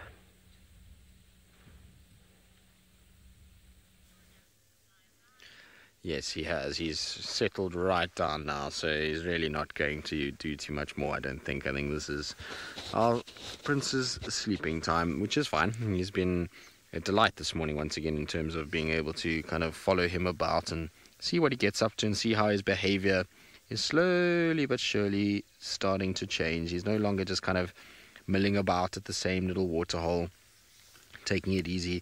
There's this kind of drive and this instinct that's starting to take place now as he begins his kind of march towards finding a territory and eventually sort of establishing himself. So it's been quite fun actually watching him go about it, and quite fun to kind of see how he's sort of progressing and maturing as a male leopard. And I just hope that it doesn't send him packing. I hope that this kind of Tingana's happy for him just to kind of lurk here in the middle of Djuma and, you know, doesn't give him a big territory, but at least he ekes out a little small existence for now in the center part. Wouldn't it be nice if that was the case, if Tingana was our dominant leopard for the most part, but Hosana had this little section right in the center around the kind of middle parts of Djuma, Gari Dam and maybe Galago Pan, and he kind of had that for now, and then as Tingana gets older, so he expands out and eventually takes the Dukes. That would be an ideal world. Somehow don't think that that's how it's going to play out, but let's see. You know, you never know what can happen, and Hosana certainly is not one to kind of back down from adversity. The fact that he's gotten this far in life is generally a good sign that he's going to probably do everything he can to try and survive and to be successful in this particular area. I mean, he came back to this section knowingly trying to kind of seek sort of a area, and hopefully that means that he'll spend more time in this kind of part of the world. Quite glad he didn't stay on Londolozi. It has been such a treat to have him kind of back in this area and spending so much time. I just wish his counterpart in the young leopard world, Tamba, had done the same. Tamba seems to be quite fine on Londolozi these days. He's being seen quite regularly on that side of the world. Good, I think we're going to leave Hosana to have his nap. We're going to give him a bit of time to rest. We'll try and catch up with him again later this afternoon. At least we know roughly where we're kind of leaving him. And so he can deal with the flies, and we're going to get moving so that we don't have to deal with the flies too much. We're also going to try and kind of figure our way out of here. I think the best bet is going to be actually to head towards Hyena Road, funnily enough. Hyena Road is probably going to be the closest point, and that means we don't have to negotiate that tricky little section that we had to negotiate earlier where those stumps are. So we'll try to do that. Goodbye, Hosana. Have a good day sleeping. He's just kind of looking over his shoulder at us. Such a clown. And anyway, let's carry on. Let's head out, see what else we can kind of pick up for the remainder of the drive. While we do that, though, send you back across to Steve, who's also scanning about.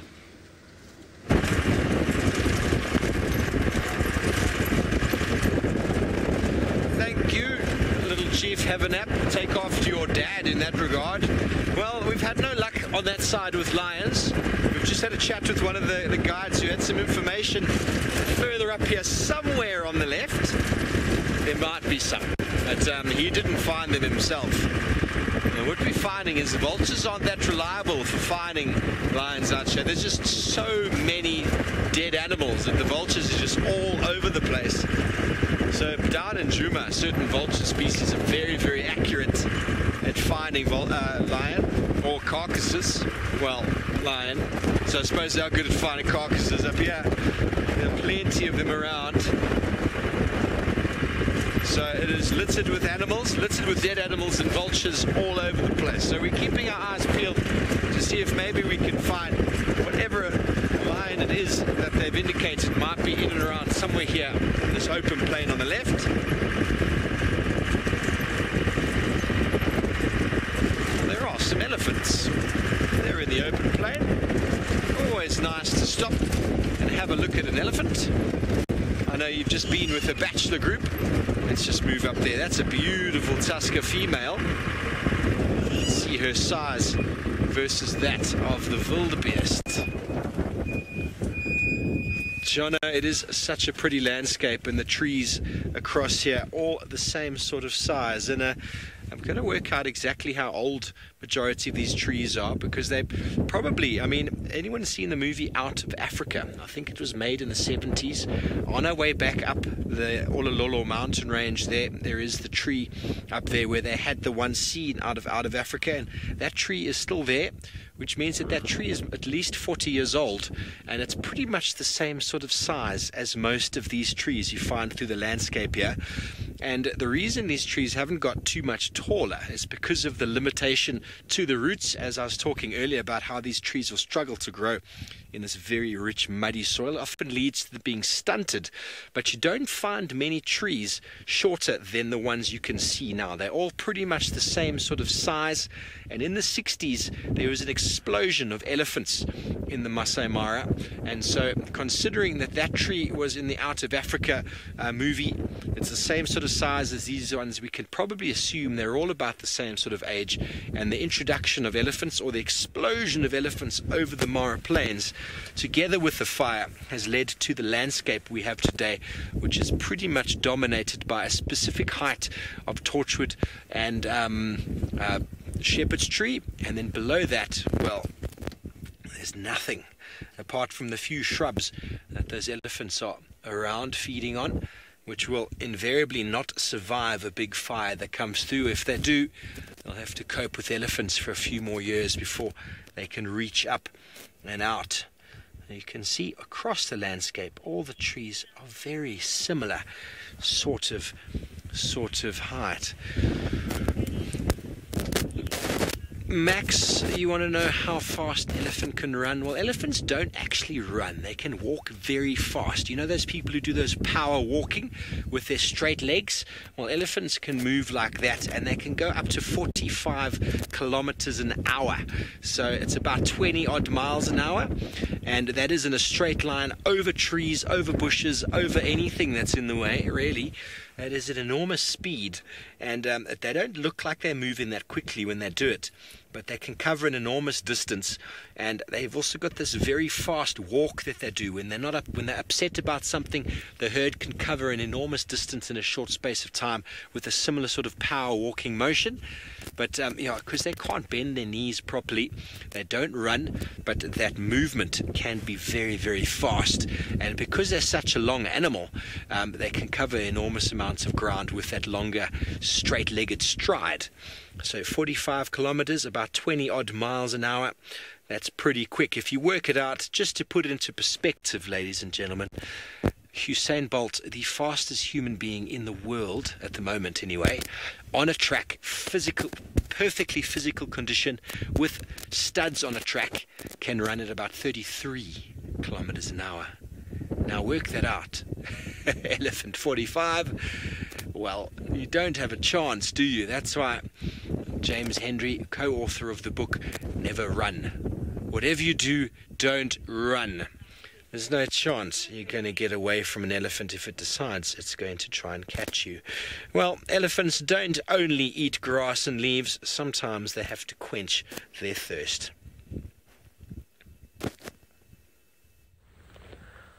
Well, apparently these elephants enjoy quenching their thirst with the dirtiest water in the Sabi sand. It is foul. It is green. Look at all the blue-green algae, that is here. That cannot be nice to drink. And very much unlike elephants, as they typically will drink only the freshest of fresh water. Someone's found a stick again. I wonder if this is the culprit, the stick carrier. Just taking it out of the dam. Maybe he left it in there to marinate overnight. And now that they've stirred the water up, I can't, it's a stench. It smells like sulfur. Oh, it's not particularly nice. They don't have to just drink this water. There's a lot of water around. And if they spent a bit of time, they could actually dig up all the fresh stuff. But they don't seem to be interested in doing any work. They seem to be doing as little as possible on this Monday morning. And there they go.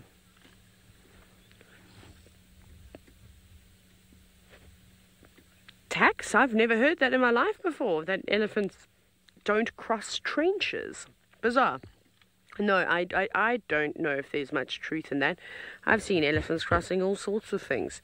You know, so I don't think a little trench would be too much of an issue for an elephant. If you're maybe talking about it being a deterrent, yes.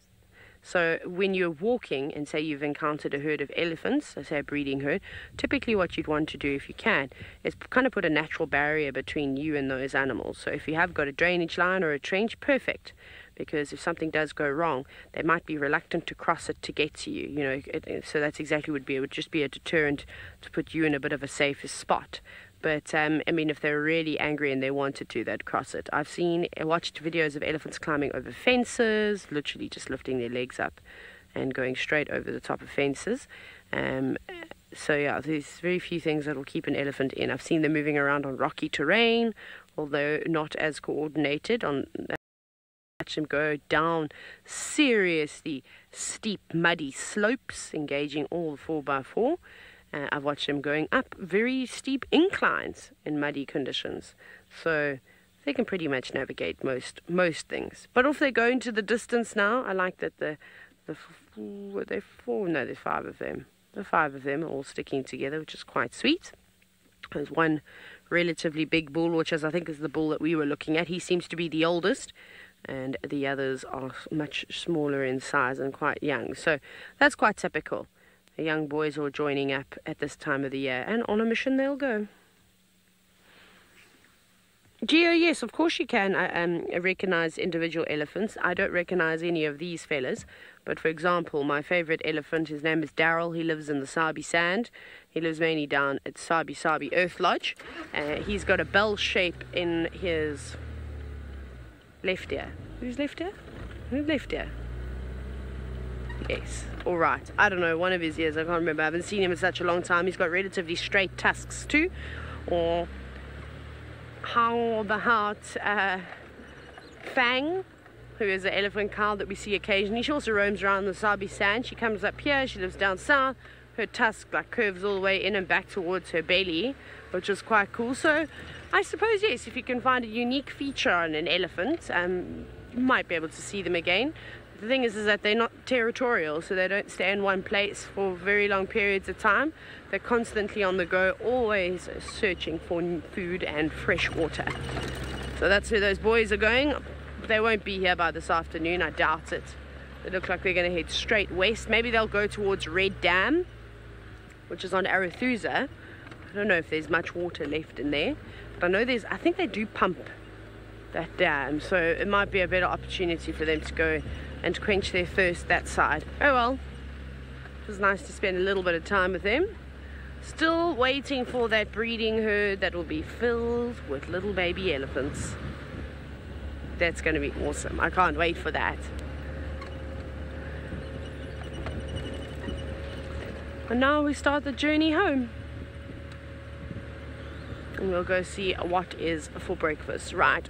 Tristan it sounds like he's maybe left Hosanna now and he's bumbling about. And I bet breakfast is also on his mind.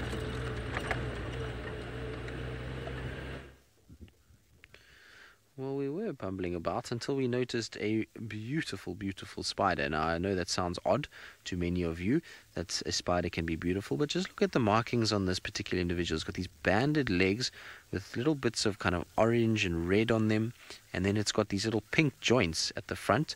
You see there's a little pink coloration, and then this intricate pattern that kind of goes onto the back with those 2 lines up its face. It really is a beautiful, beautiful looking spider. It looks like one of the lynx spiders. It's got that kind of shape to it.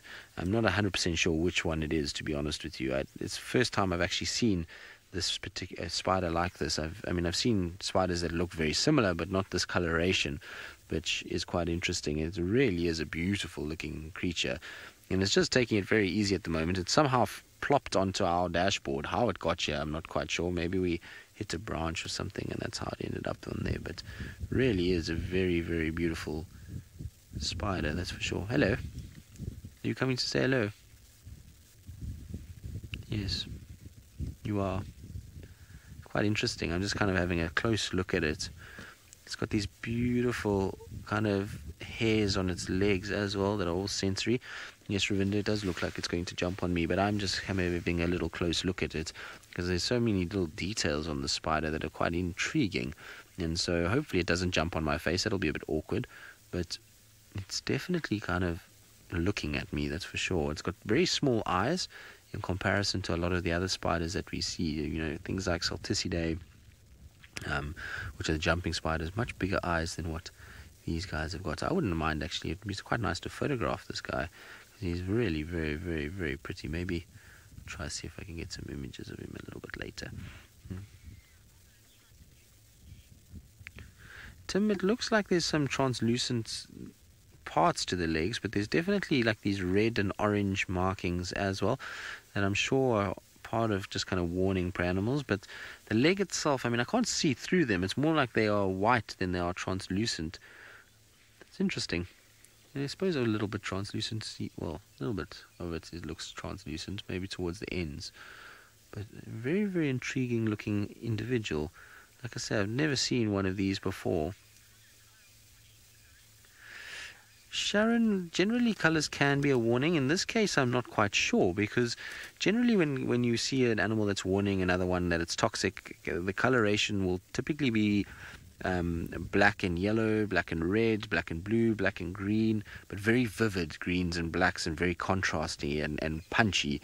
So if you look at something like an orb-web spider, it's big and bright colours to be able to show you. Whereas this animal, you see, it doesn't really have too much in the way of black to contrast against the little bits of colour that it's got, and those colours are quite understated until you look very closely. If you look from far, you won't notice that. So it's almost more of a, I would say, a camouflage to a certain type of plant maybe that this spider inhabits and maybe uses as a hunting ground, and somehow we've just managed to pick it up. But very intriguing. It's a beautiful, beautiful arachnid, that's for sure.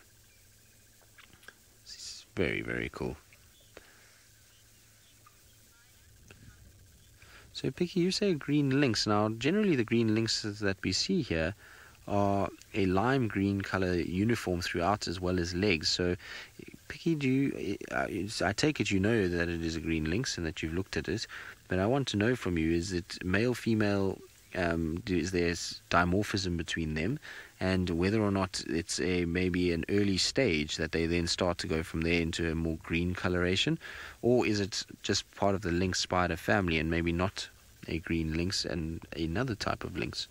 I don't know. I'm asking all these questions because I'm intrigued by it, and I will go and do some research of my own when I get back. I've got a really nice book on spiders back at home, and so I'm going to try and see if I can find it. But all the green lynx spiders I've seen have been a more lime kind of green color. They do get that little bit of yellow on it, so it's possible.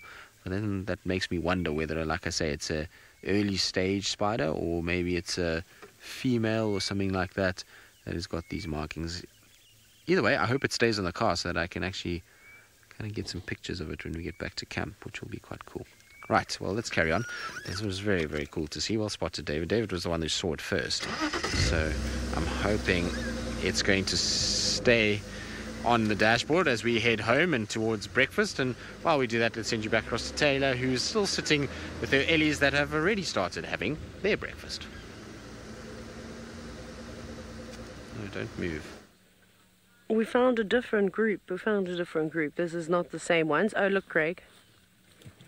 Hi. What you doing? Could you come any closer to the car? Probably. This is quite funny, actually. A young Ellie ball. Very curious. He's just acting like, oh, yeah, you know, nothing to see here. If you break that stick and throw it at my vehicle, I'm going to be very upset. Very, very upset. Doesn't look too impressed.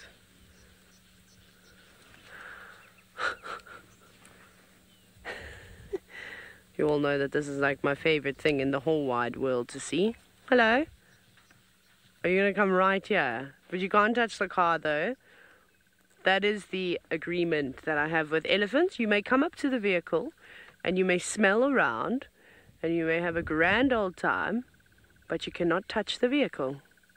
Don't. That tusk is getting close. Oi. I'm watching you.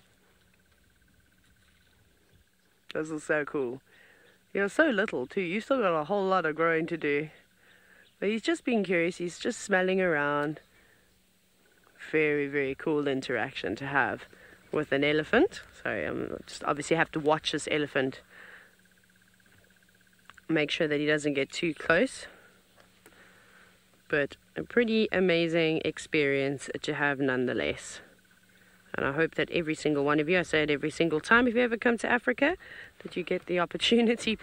Oh, yeah? Did you see that? You did that by yourself. You swished your tail and it hit my car. Now he's upset. This is hilarious. Oi!